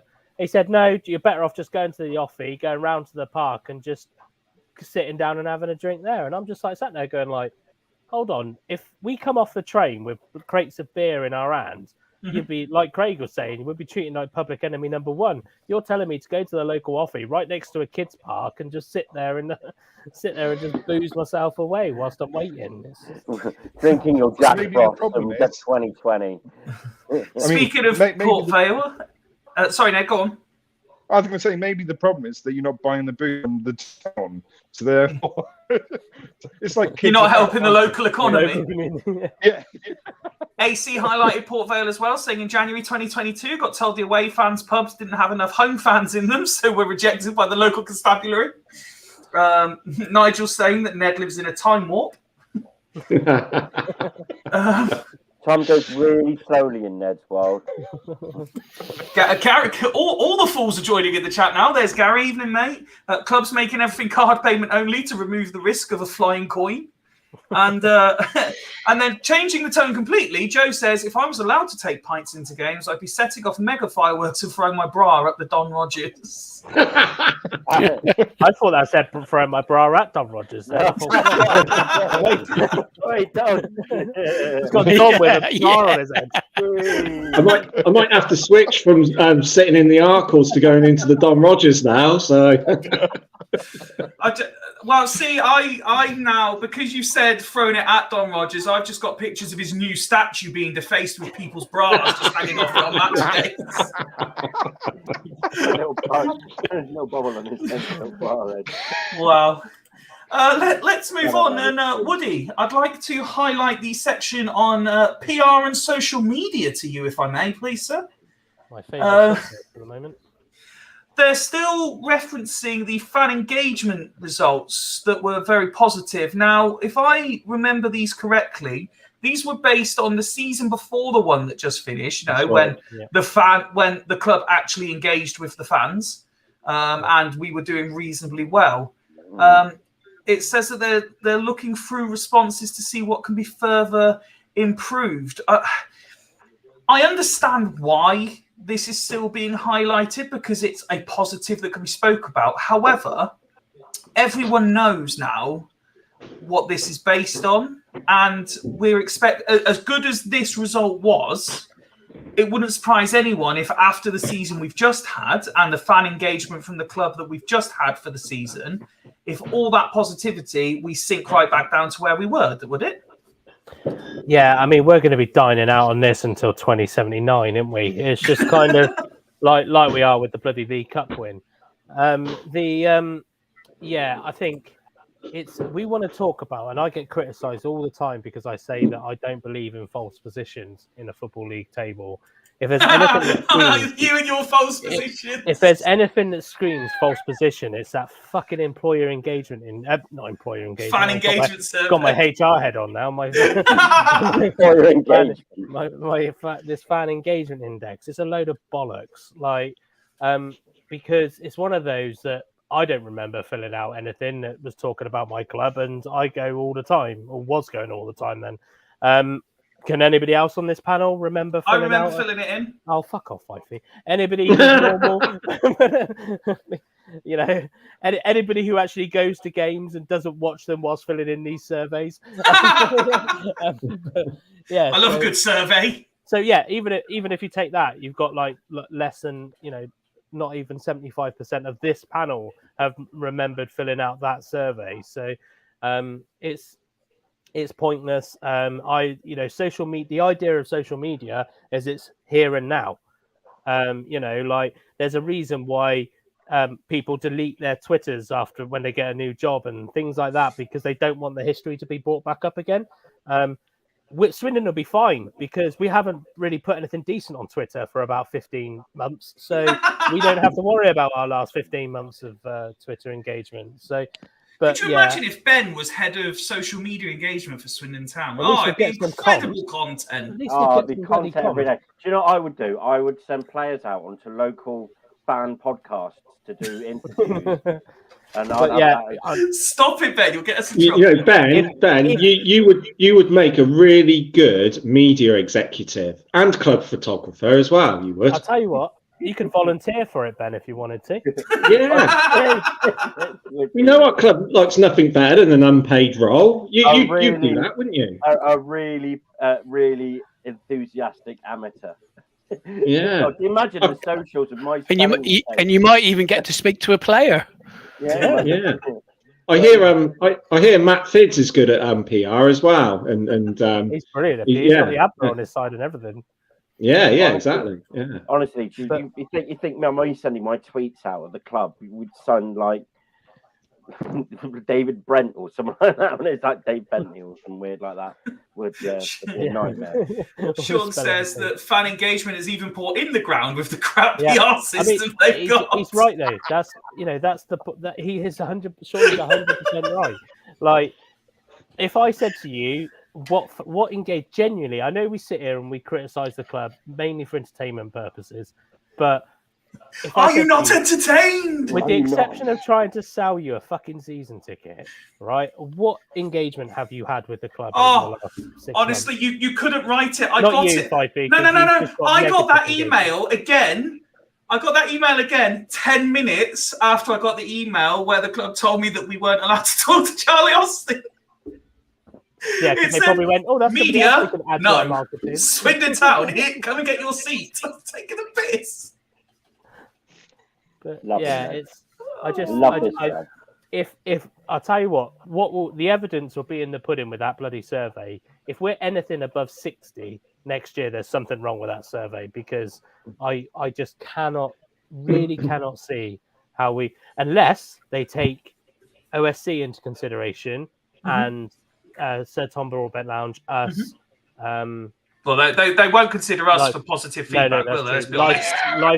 But what I mean is, unless they consider that fan engagement, like, the Life of a Kitman podcast, all that kind of stuff. If they consider that as engagement, we might get into the low 40s. But it's, I just think that if they're on about direct engagement with the fans, I'm sorry, but I've said this all along. It's not the club that are doing the majority of it. It's the foundation that do the majority of the engagement. And they are a separate entity. We've made that quite clear several times. So, but yeah, but engagement doesn't have to necessarily be brand news. It could be anything. There's so much they could do. But you know why? It's because they've got nobody at the club. They're trying to, we talk about the debts earlier. And all this kind of stuff. The reason the debt can go down is because we're paying crap wages in the club. We're not replacing people when they leave. That's the reason the money's. That's why we're not in debt. Doesn't mean that we're running a healthy business. I'm not convinced we're running a healthy business, in my opinion, but that's just my perspective. That is not the opinions of Fools Rush In. Before we go, there was a very interesting section of fan Q&As, and I took a couple of them, which I think you guys might like to discuss. But before that, they also had the section on Swindon Town women, so it was good to highlight some of the points that they've done here. So in terms of the sort of the day-to-day, the here and now, and with regards to Swindon Town women and integration, the new updates, head coaches continue to recruit over the close season. If we understand correctly, the majority of last season's squad has been disbanded, so a lot of recruitment is needed. 2 assistant coaches and a physiotherapist still to be recruited. Regular monthly meetings for back office and coaching teams have taken place and scheduled. Pre-season training and friendlies being organised, so not yet set. Trials planned. I have seen obviously various posts about open trials and stuff, and they speak about that in the next one, holding open evening for development and under 18 players and parents to present the plans for next season and to meet the management and coaching team. So there is a plan there, and I know I'm not as knowledgeable as, say, of the ins and outs of women's football as, say, yourself, Woody. I read that and think, much like the men's team, we seem slightly behind the curve again, which fans shoot me down for having that opinion on the men's team. So perhaps I shouldn't panic. That's the phrase everyone's using. Don't panic. It's only the end of June. Does it matter if Swindon Town women only have 6 contracted players at the minute, 8 contracted players? However many it is, maybe not. But it does read to me as an outsider that perhaps they are slightly behind the curve in terms of a lot of that stuff. If pre-season is being planned and not planned, if players are being identified and recruited, and there isn't a contracted starting 11, for example, I might be slightly more concerned. Yeah, I mean, they have got friendlies arranged. I did think that when I saw that they put it out on Twitter a couple of days ago. But and that's probably a good time to mention. I don't know if they didn't put it in the advisory board, but on the 16th of July, they've got the memorial match for Carla Heaton. I don't know if you remember, she passed away. I saw that, yeah. That's at Sirens. I think it's at Cirencester. At Cirencester, yeah. Yeah, so obviously we'll probably promote that a little bit more towards the occasion. I think it brings around one or two things. Have they culled as many players as we think, or as the rumours suggest? I'm probably going to say no, just because, and the only reason I know that is because I know that clubs kind of around the area have started back training. And from my knowledge, there aren't that many Swindon players turning up to those. The other thing that's just I'm a bit unsure of, and I'm just having a quick surf through Twitter, there's no open training sessions or trials, whatever you want to call them, for the first team. No. It's only for the development and the under-18s. So, and I don't know the ins. I could ask Kiana about it, I guess, but I'm more focused on my team at the moment. But I just think that, does that mean that Mike's got his targets? He's got his players, fair play if he has in some ways. It'd just be quite weird to, maybe they haven't culled as many as we think they have. Yeah. There was obviously the talk about contracting players, which rightly they should. I think you should at tier 4 anyway. Like the future prospects who could potentially make some money if they end up transferring to a bigger club. Yep. So yeah, it's but yeah, I just think, I think maybe it's not. It's probably what Swindon wanted, to be honest. They wanted everybody to get all hyped up and kind of annoyed about everything that happened. Don't get me wrong, I still question the Alice Bowden decision and things like that, but it's kind of, that's just my personal opinion in the matter. But it's this is what I pay you the big money for, is to have an opinion. Yeah, money. There we go. Ben, money. Money. Ben, you do it for the love of talking football. Hey, I do. I talk shit for a living, so it's great. Yeah, I spent the whole morning with him. I can vouch for that. Yeah. Hey, only joking, mate. We had a lovely time. We went to We did. Costa, if you want to sponsor us at Costa. We had a lovely Costa. Then we went to Sedan's. It was great. Yeah. And then there's no, there was no sort of new points raised on the longer term strategy. Just their 5-year plan to get to the championship, and other such points. Let me draw your attention to a few of the fans' questions then, and I'll just open them up, and you guys jump in on the topics you'd wish to discuss. The first one that caught my attention, and if it's a bit small on the screen, don't worry, I will read them out for you as well. This one saying catering options. I would like to raise again the catering in the Arkle stand. A number of away fans have complained about only having pasties as an option. Townend have a burger van. Could this not be extended to the Arkle's home and away fans?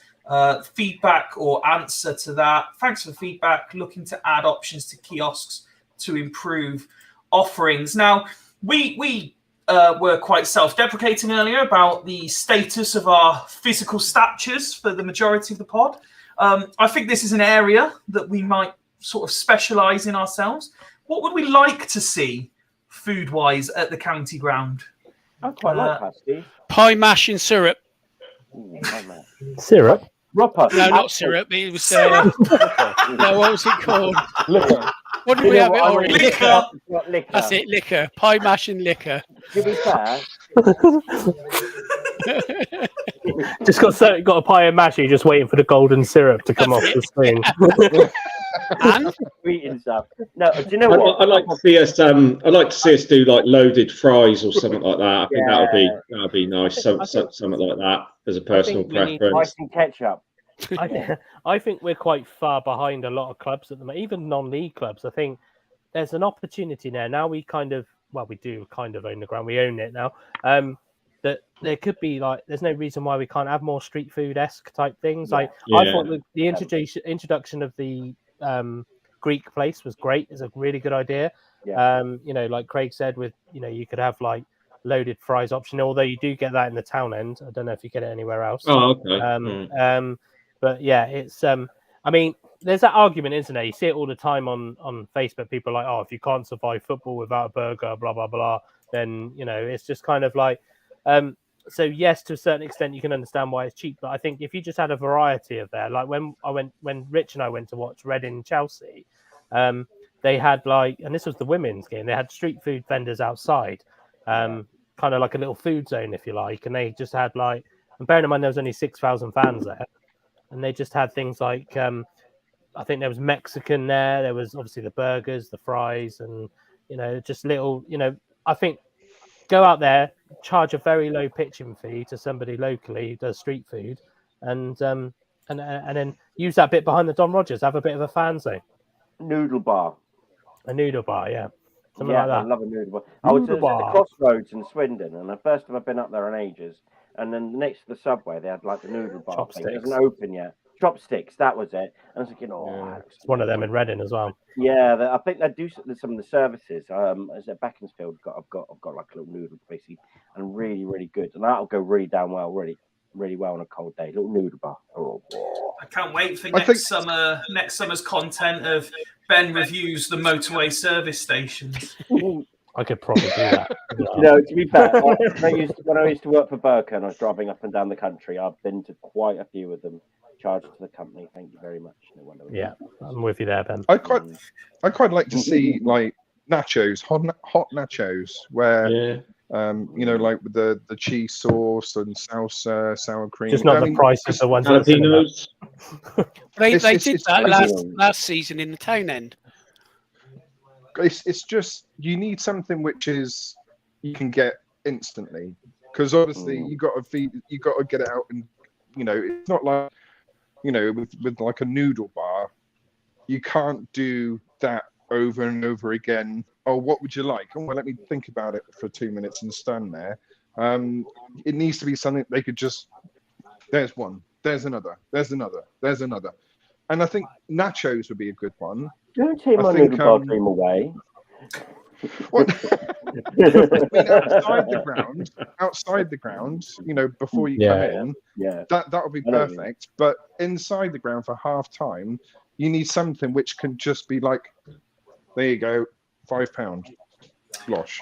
I would love to know the identity behind some of the names of the people who do make our shows what they are with their contributions, because I don't like to refer to people as sound trauma. However, they've suggested warm milk as an option.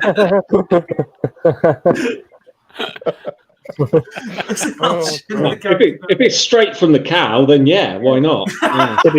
To be fair, it's the county ground. You're suggesting that the fridges work. It probably would be warm milk. But when we can have that just specialist for the away games, like when we've got, say, Port Vale, we can have warm milk that's been sat in the away end for like a week or so, then just left, and be a nice little aroma for them. That's a chunky hot lemon milk. Yeah. Let's move on to the next one that caught my eye, and it's I'll just flash it up on the screen for you here. Quite a long one, so I'll try and cut it a little bit. It's regarding ground atmosphere, which we touched on earlier. It says, I've mentioned this before via different mediums. We need to generate an atmosphere before games, particularly the 15-20 minutes before kickoff with rousing music. Had the pleasure of going to Newcastle games, and they really get the crowd going before and as the players come out. They have inexpensive flags permanently amongst the seats that are, I guess, 1 meter square. They also talk about they play Blading Races and the Beatles songs Hey Jude amongst others. We could get local male voice choir to adapt a few popular songs. to include Swindon lyrics. Perhaps the crowd would adopt them and sing them during games, perhaps making one of them our own, such as the Sheffield song known as the Greasy Chip Butty song.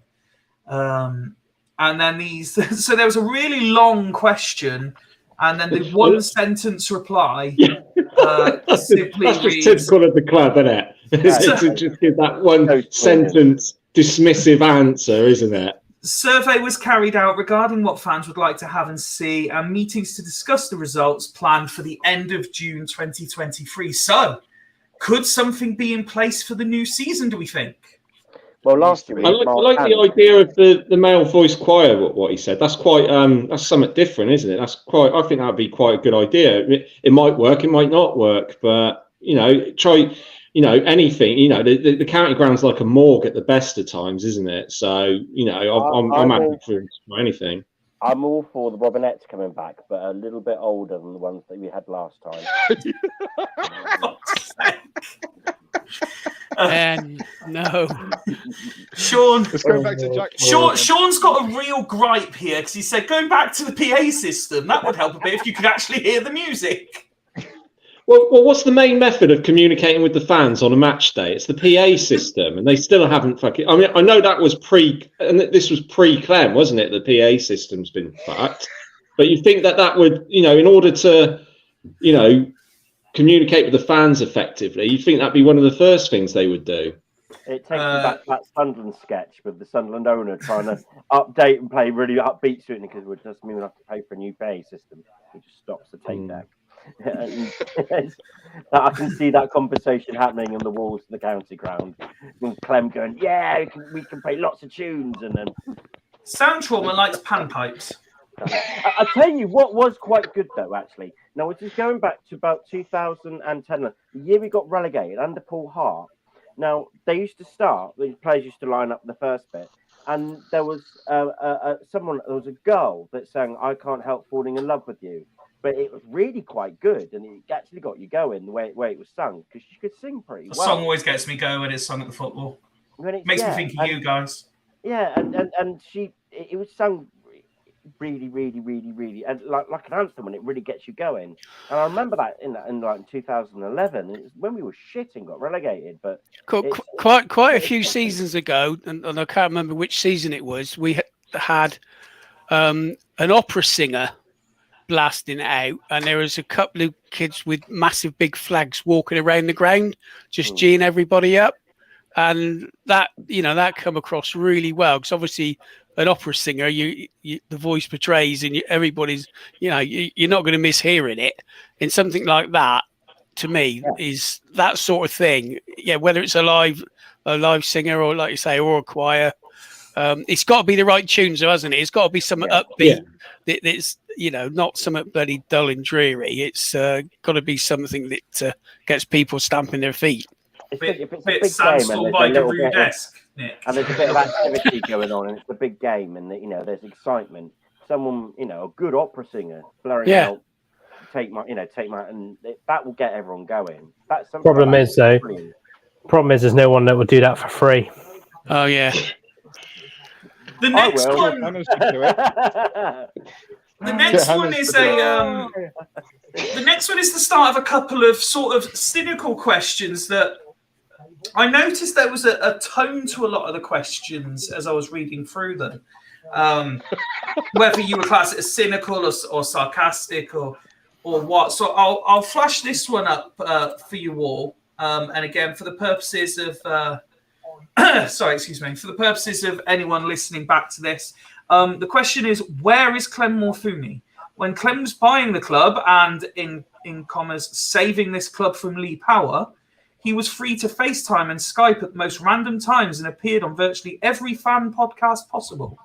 This season, when there have been on-field, off-field issues and concerns from the fans, he has been mute. Apart from the late legend in Nigel Eady gifting us the county ground, I've barely seen him comment on STFC. 2 reactions from the club. Clem is busy working in Australia with Axis and working hard behind the scenes, driving the club forwards. He's still available to communicate openly to all fans where and when it's relevant and needed. And I have seen... Oh, fuck off! That last sentence is basically a big fucking cop out. They can fuck right off with that response. I tell you, that is the most disingenuous response I think the club has ever made when it is appropriate. Oh, fuck off! He is our owner. He is the man who saved us and everything. And it was all well and good when he was going around pouring pints and in his fucking black, red and white van and everything, like Postman fucking Pat, going around the fucking town, right? But now it's only when it's appropriate for him. Oh, fuck off. That has really pissed me off now, that has. And that question was by Mr. C. Arnold from Switzerland.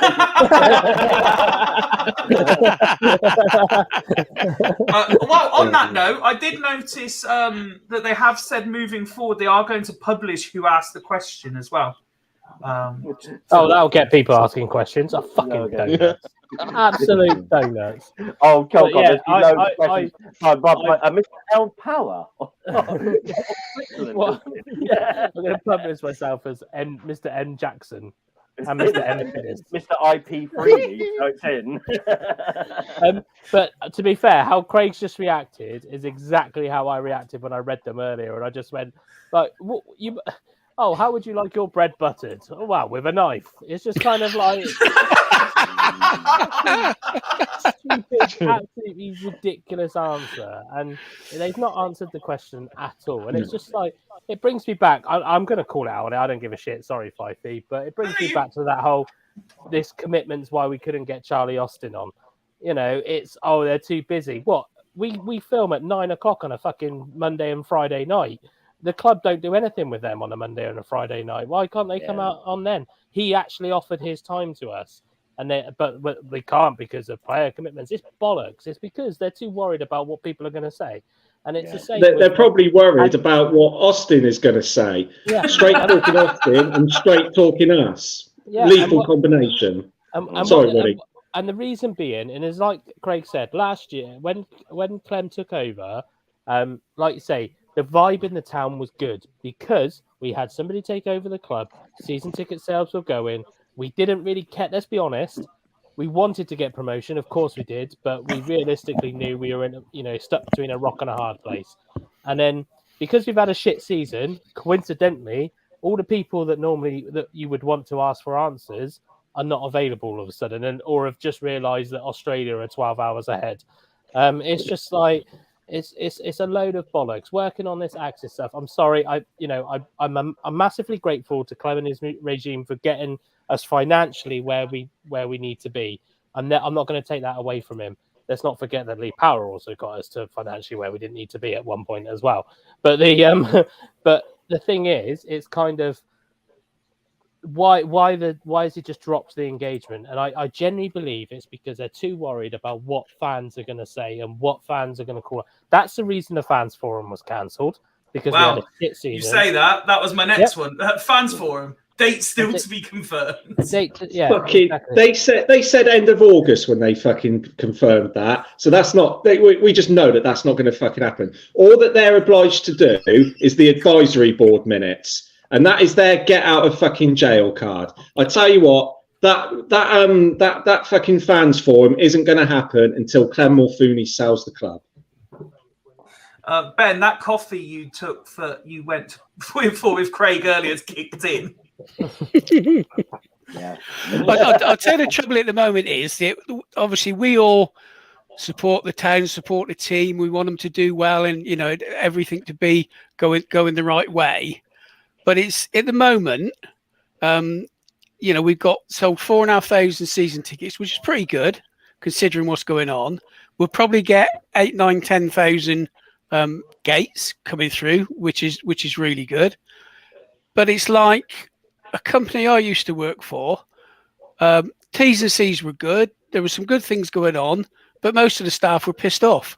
And what's happening at the moment is that's starting to happen with the fans now, with the way the club are doing things. People are starting to get pissed off with what's going on. And if they aren't careful, it's going to go down the wrong slope and people are sort of stepping away now and calling the club out, like you say, getting no answers. You hear all sorts of things of cost cutting within the club. And, we seem to be going in a totally opposite direction, as like you said, to 2 seasons ago when Clem first came in.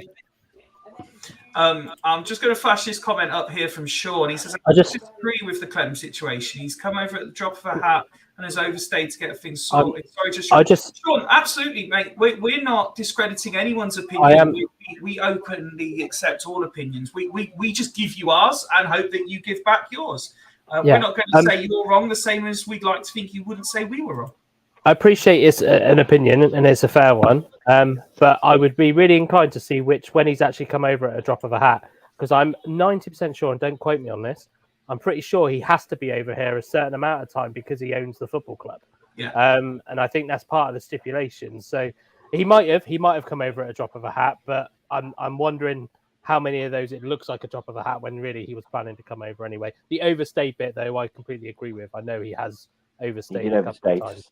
But it still, I'm sorry, it still doesn't answer why last season he could do a telephone call from Australia. Didn't he meet with some Swindon fans in Australia and did it as a live video feed? Why is he not doing that again? It's an hour, but yeah, it's a fair point. But I just wonder how many of those he actually did come over at a drop of a hat.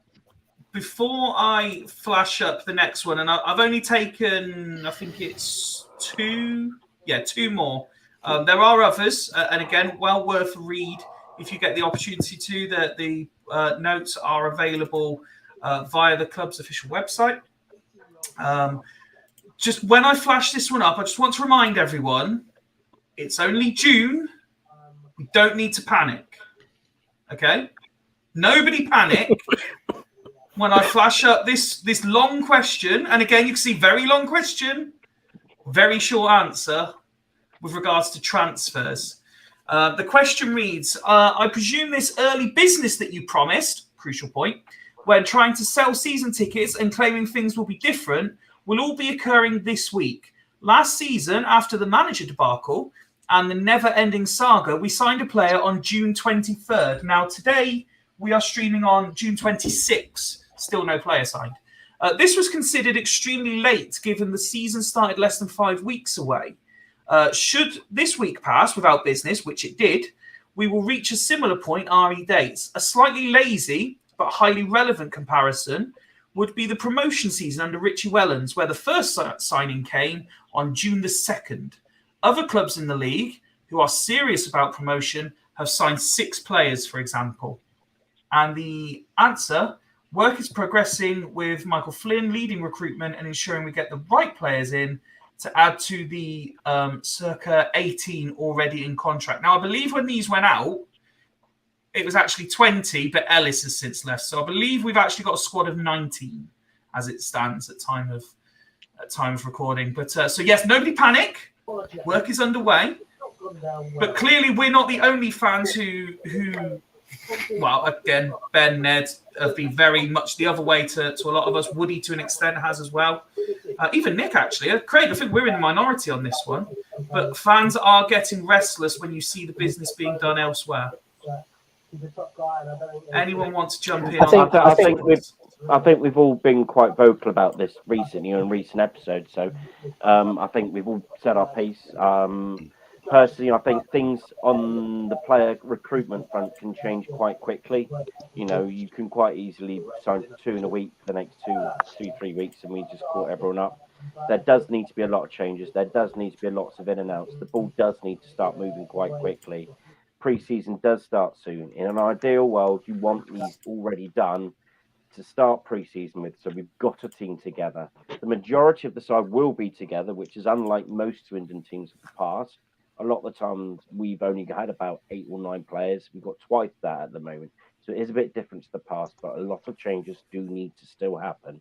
So at the moment, we're sort of stuck in a limbo, and it's very frustrating watching our competitors continue to sign players, continue to make good signings, where we're just stuck in this limbo. And because, albeit Flynn did come out and speak to us recently, there has been pretty much radio silence since Austin signed his contract, which again gets the anxiety levels up for the Swindon fans. So I've said before, I'm throwing it out there. That was announced at a time when there were dwindling season ticket sales, and they had to do 100%. something. well, yeah, it's a cynical way of doing it, and you might even be right. But it worked if it did, because we've now said 4,600. So we're about as much as last year, I think. I think as well, people are mistaking this panic with the size of the squad. I've got no issues with the size of the squad. It's the fact that the squad we've got isn't good enough. That's my concern. And I can tell you, do you know what the evidence of that is? No other fucker is coming in for any of our players except for Ellis. That shows you the level of nobody's coming in for any of our players. So for me, that is evidence evidence in paper that we're holding on to these players because either nobody wants them or we're not making signings. So I mean, like I say, as you said, Fifey, I'm probably a little bit on the fence about. I'm not panicking, and I don't think many people are panicking. I think it's more of a case of we're just getting pissed off that it seems to be the same thing happening every single fucking year, that we leave it to late to make sign-ins when clubs around us are making, clubs that are already better than us are making sign-ins that are what we need. And yeah, I spoke enough about that on Friday, but I think this common misconception of people think we're panicking because of the number of players, that was last season because I think we only had like 9 players. But this season we've got plenty of players, they're just not good enough. Yeah, I think it's it's like the club and some of our fans are saying to those of us who are concerned and everything, it'll be all right. Don't panic and everything. Well, I'm sure the people on the Ocean Gate submarine probably said the same thing, and that was a rickety old thing put together on the cheap as well. So you just that's how it could turn out for us, and that's at the bottom of the ocean. So, we could end up going into the National League. You never know. But Michael Flynn has bought a brand new, not Logitech, but actual proper PlayStation controller for this season. So I have full faith. Well, that's good. I've got more faith then. But it's a proper one. You can see sorry, what's the stylish play going to be like? Is it going to burst through on goal and then play the triangle pass when the goalkeeper rushes out? It's just look, they've learned how to chip it at the right time if you get it right. Sorry if that was too soon for any of our viewers, but I apologise for any of the family to the billionaires that have been watching the Bulls Rush. But right, I just need to clarify that one, Craig. So you're apologising if the joke about the submarine is too soon, but yet you went all in on Schofield cracks no more than 3 days ago. Well, I think cracks. That's the problem. On Schofield's crack is probably one of the biggest problems. I think cracks is probably an unfortunate word to use there. I think, Fifey, but there we go. Yeah. But yeah, I mean, in all seriousness, it is a concern. I'm not panicking at the moment because I'm hoping that in this by the end of this week we've signed 5 players, but I can't see it happening. I'll be surprised if we sign 2 by the end of the week, and then that's a 1.5 million return, though. Yeah, but I think it's okay because the impression that the local media have got is there will be activity before the players return for pre-season, which I remind you is on Wednesday. I don't get this whole thing that everything has to wait until Wednesday before we can sign players and everything. I don't get it. unless Swindon. That's bad. Oh, fucking hell. Oh, yeah. Sorry, you started, Craig. I've opened a can of worms there, haven't I? Yeah. That's the wrong analogy as well. Yeah. Been signed this extension yet. So we're not even playing Jackbox today at the moment, are we? Ben's trying to make a point. Ben's pissing himself in the middle of the screen. That's all right. No, well, the club still haven't announced Brewitt's extension yet, so maybe we have signed 5 or 6 players. They've just not. We're just going to see him randomly turn up. And go, who's that? You watch Brewitt. You watch Brewitt end up on trial somewhere else. Everyone will be like, I thought he signed a fucking contract. AC, that is class, but it is terrible at the same time. I personally, I can't fathom it. Oh, great. We're taking a deep dive here, boys. Fuck off, Ben. Fools Rush In is a podcast like a sinking ship. Oh dear. Should we move on to the last one? Yeah, let's have a sing song. We all live. Oh, Ben. Sorry. Play We're that. taken off air, aren't we? Yeah. I tell you what, Mike, you were worried we'd get cancelled on Friday with Jackbox. It's probably going to happen now. Oh, we're going on quicker than the Titanic. Sure, any new players will be in the new kit on Wednesday. Yeah, that's a lot of people are suggesting Brewitt to be the player to show off the new kit, says Gary. AC saying that Jackbox is a drop in the ocean compared to this. And Mark's just saying cancelled. Rob is enjoying himself again and he just puts fuck with laughing crying emojis. I'm trying really hard to keep this shit together.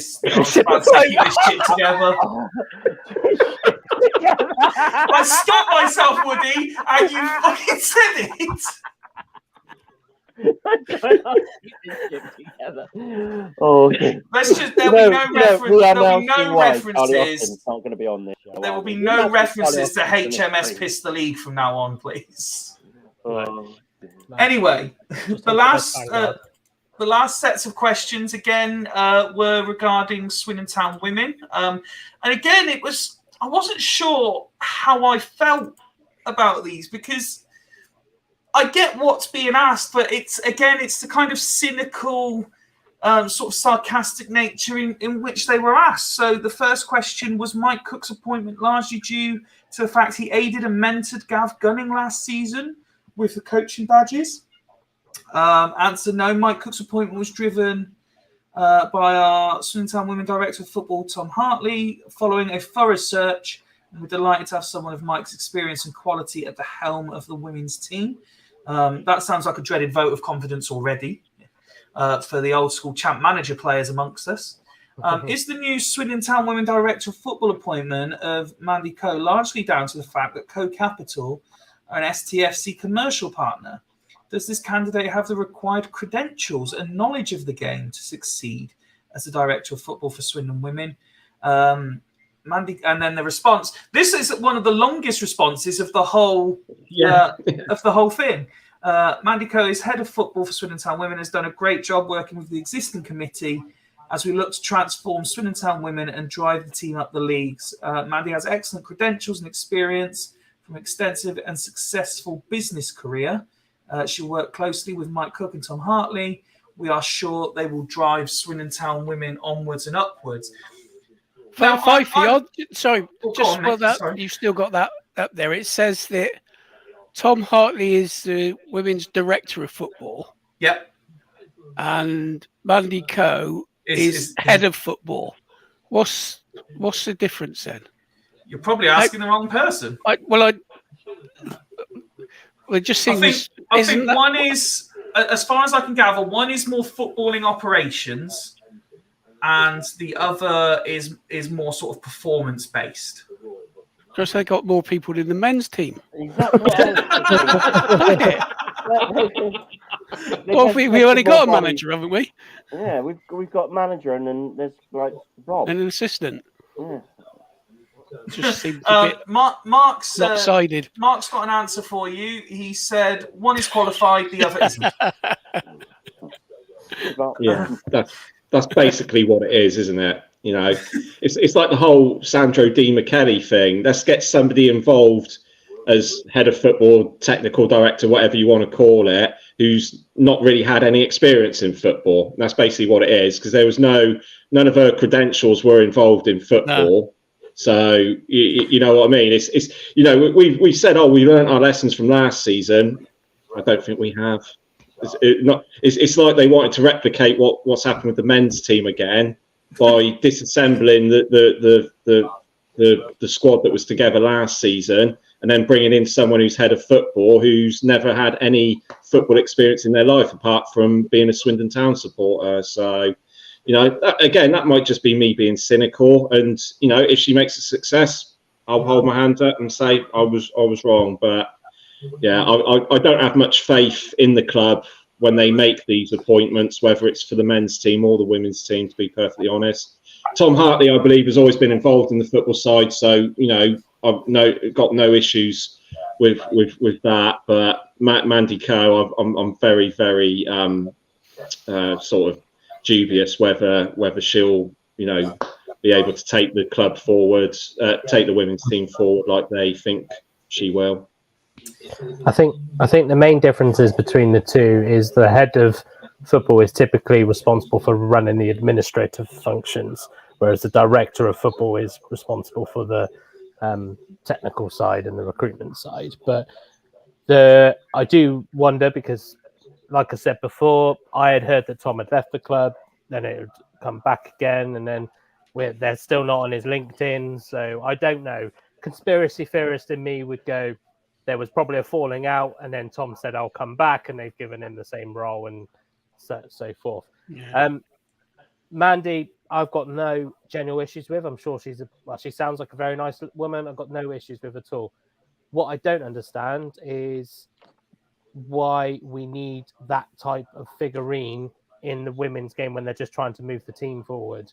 Like, is it because my understanding was the club financially and administratively, the women's section are coming under the main club. So why do they need to almost have somebody who's going to direct extra revenue through the women's setup when all of that was going to be taken care of by the men's side? So I'm not saying that, like, I agree with Craig. Sorry? Because we have no staff at the club. Well, yeah, I agree. Like Craig said, she does well. I still to this day don't really get her appointment, if I'm brutally honest. But then, they've made some, in my opinion, quite strange decisions across the club, not just the women's section. But I think she's a volunteer as well. So I believe. That's a big tick in the box, then. Yeah. So I don't know if Tom was. I don't know. My understanding is now maybe the coaches are paid, is what I'm hearing. But it's. Yeah, I just think that, and I think it's a fair question. I genuinely think it's a fair question because unless you've been, and I'm not saying that I have any oracle of knowledge in the way a football club is run, but unless you've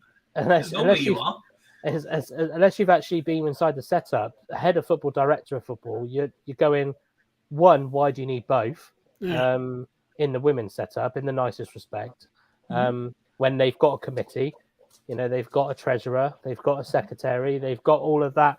They've got all of that as well. Is Mandy heading that person up? And then so Tom's original role was to kind of get in there, help with player recruitment, help with coach development, all of that kind of stuff. And that sounds like he's still doing that, which is great. Which is great.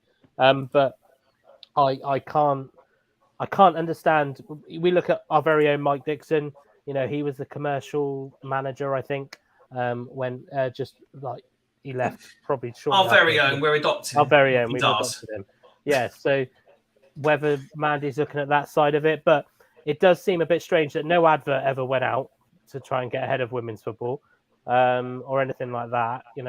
And they've ended up with somebody who, yes, has run very successful businesses. We can't take that away from her.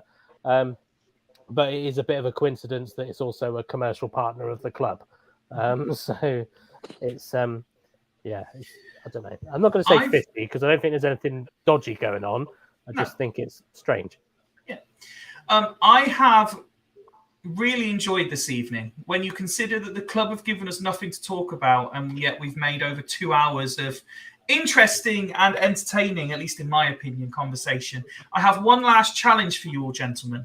And I'm going to give you a moment to think about it. I called this episode going into... No, I'm not singing Celine Dion, My Heart Will Go On.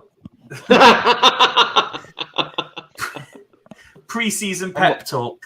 I would like each of you in just a second to just one or two, because I know Ben struggles to keep it to one or two sentences of positivity leading into the start of pre-season.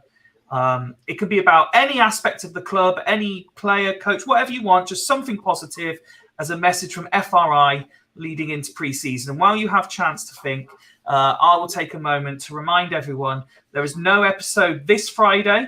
We're bringing it forward 24 hours and doing it live on Thursday because we're being joined live by former Swindon Town goalkeeper Ty Belford. So if you have any questions or comments, you can submit them live in the live chat. Or if you're not going to be able to make it, but you've got a question you'd like me to put to Ty, then by all means send us a message on Facebook, Twitter, Instagram. Can they do that on TikTok, Craig? Can I send you a message there that you could send to me? I don't know how TikTok works.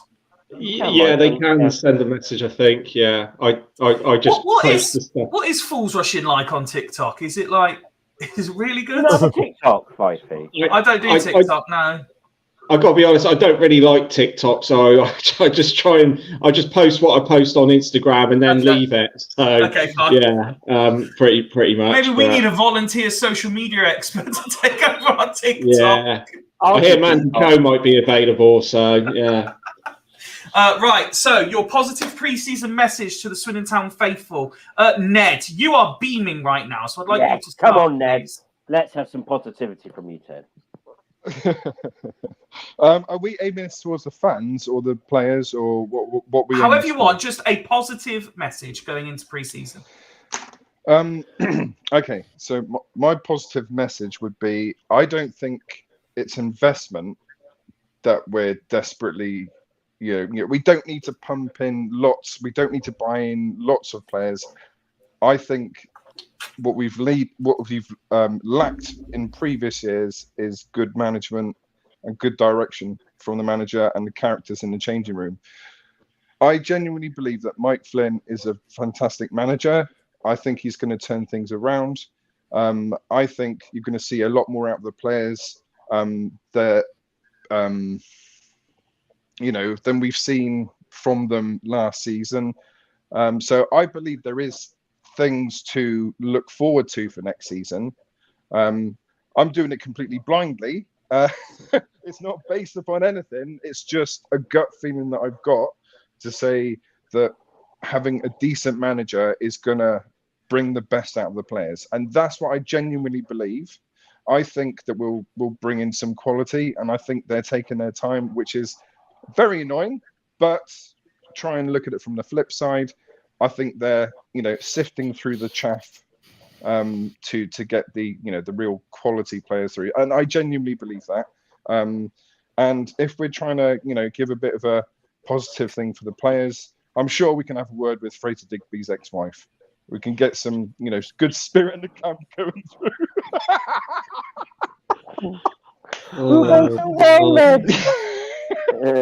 Nick, I'm cutting Ned off. Nick, right. If we calm down, can we?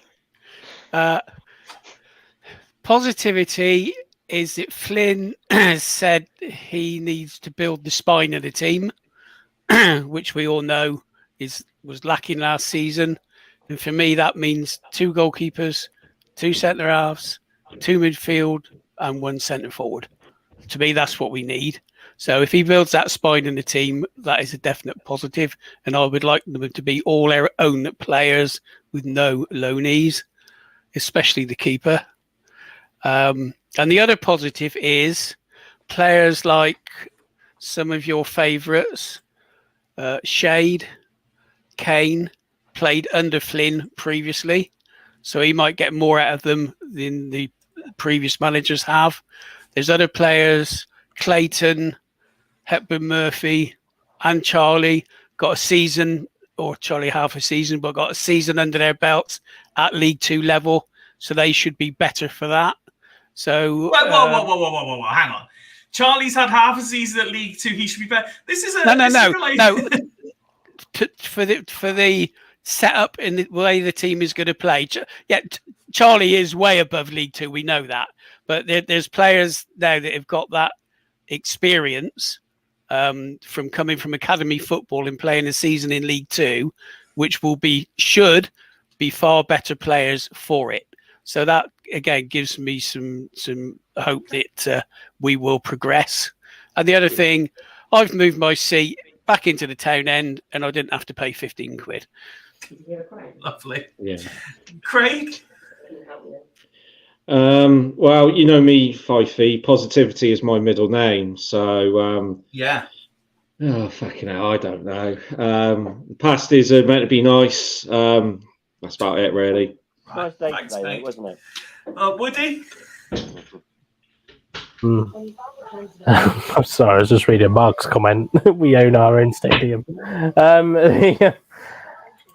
Positivity. I'm going to try and keep it short. It isn't going to be as bad as last season. You're going for the patented Ben Nichols. Just don't be shit. I think if Flynn has got the right ideas, if he's got the backing, we'll have a good season. The only downside to that is if he has got the backing. If he has, we'll have a good season. Okay. Ben, finish it off well. You see. I think the manager does give me Richie Wellens vibes, which is a huge positive. I think he'll bring better balance to the squad, a better spine to the squad. I think we'll see an improvement on some of the players performing now in their second season. Now they've got their first season out the way with. I think natural development progression means they're more savvy and they're built better and they know what's more expected of them. So I think there'll be a steady improvement for the players that we have got. So I think we'll be a better side this season than last season. Whether it's good enough, we shall wait and see. But I think even more of our cynical fans will be pleasantly surprised in how well we've performed. So I hope to God it's good enough, and how good we are, depending, is how we're going to be over the next month or so in transfers. Lovely. Good work, guys. A final thought to leave you with, and it's timed beautifully as Simon tweets us in. He's put at Falls Rush in. Regarding the worries of some that we haven't made so many signings yet, surely pre-seasons are all about trialists A, B, C, etc. And we sign players based on those performances. And if it could inspire you any more, then I really like the point Woody made on Friday regarding when it comes to the final preseason game, you want it to be your starting 11. So I had a little look in preparation. So if we go back to last season, our first preseason game, we had 6 trialists in the starting 11. By the final game against Cardiff to the first league game of the season, there was only one change between the starting 11s. And that was that Kean Harry started against Cardiff, whereas Baudry started against Harrogate. So there you go. I want to come back on that comment, but I won't. Which one? The tweet. Angus MacDonald wasn't on trial. Ed wasn't on trial. Charlie Austin didn't have a trial. Johnny Williams definitely didn't have a trial. Hepburn Murphy did have a trial. Wakelin only had one trial. The trial's a good thing, but that doesn't stop you from bringing in players. Yeah, no. Trialists are like your Harry McCurry is like. I'll tell you who did have a fucking trial. Ronan fucking Darcy. That's who had a bloody trial. Yeah, it was all going so well. I was saying to Craig earlier today, like the trialists, finding a Harry McCurdy in a sea is like finding a needle in a hay bag of shit.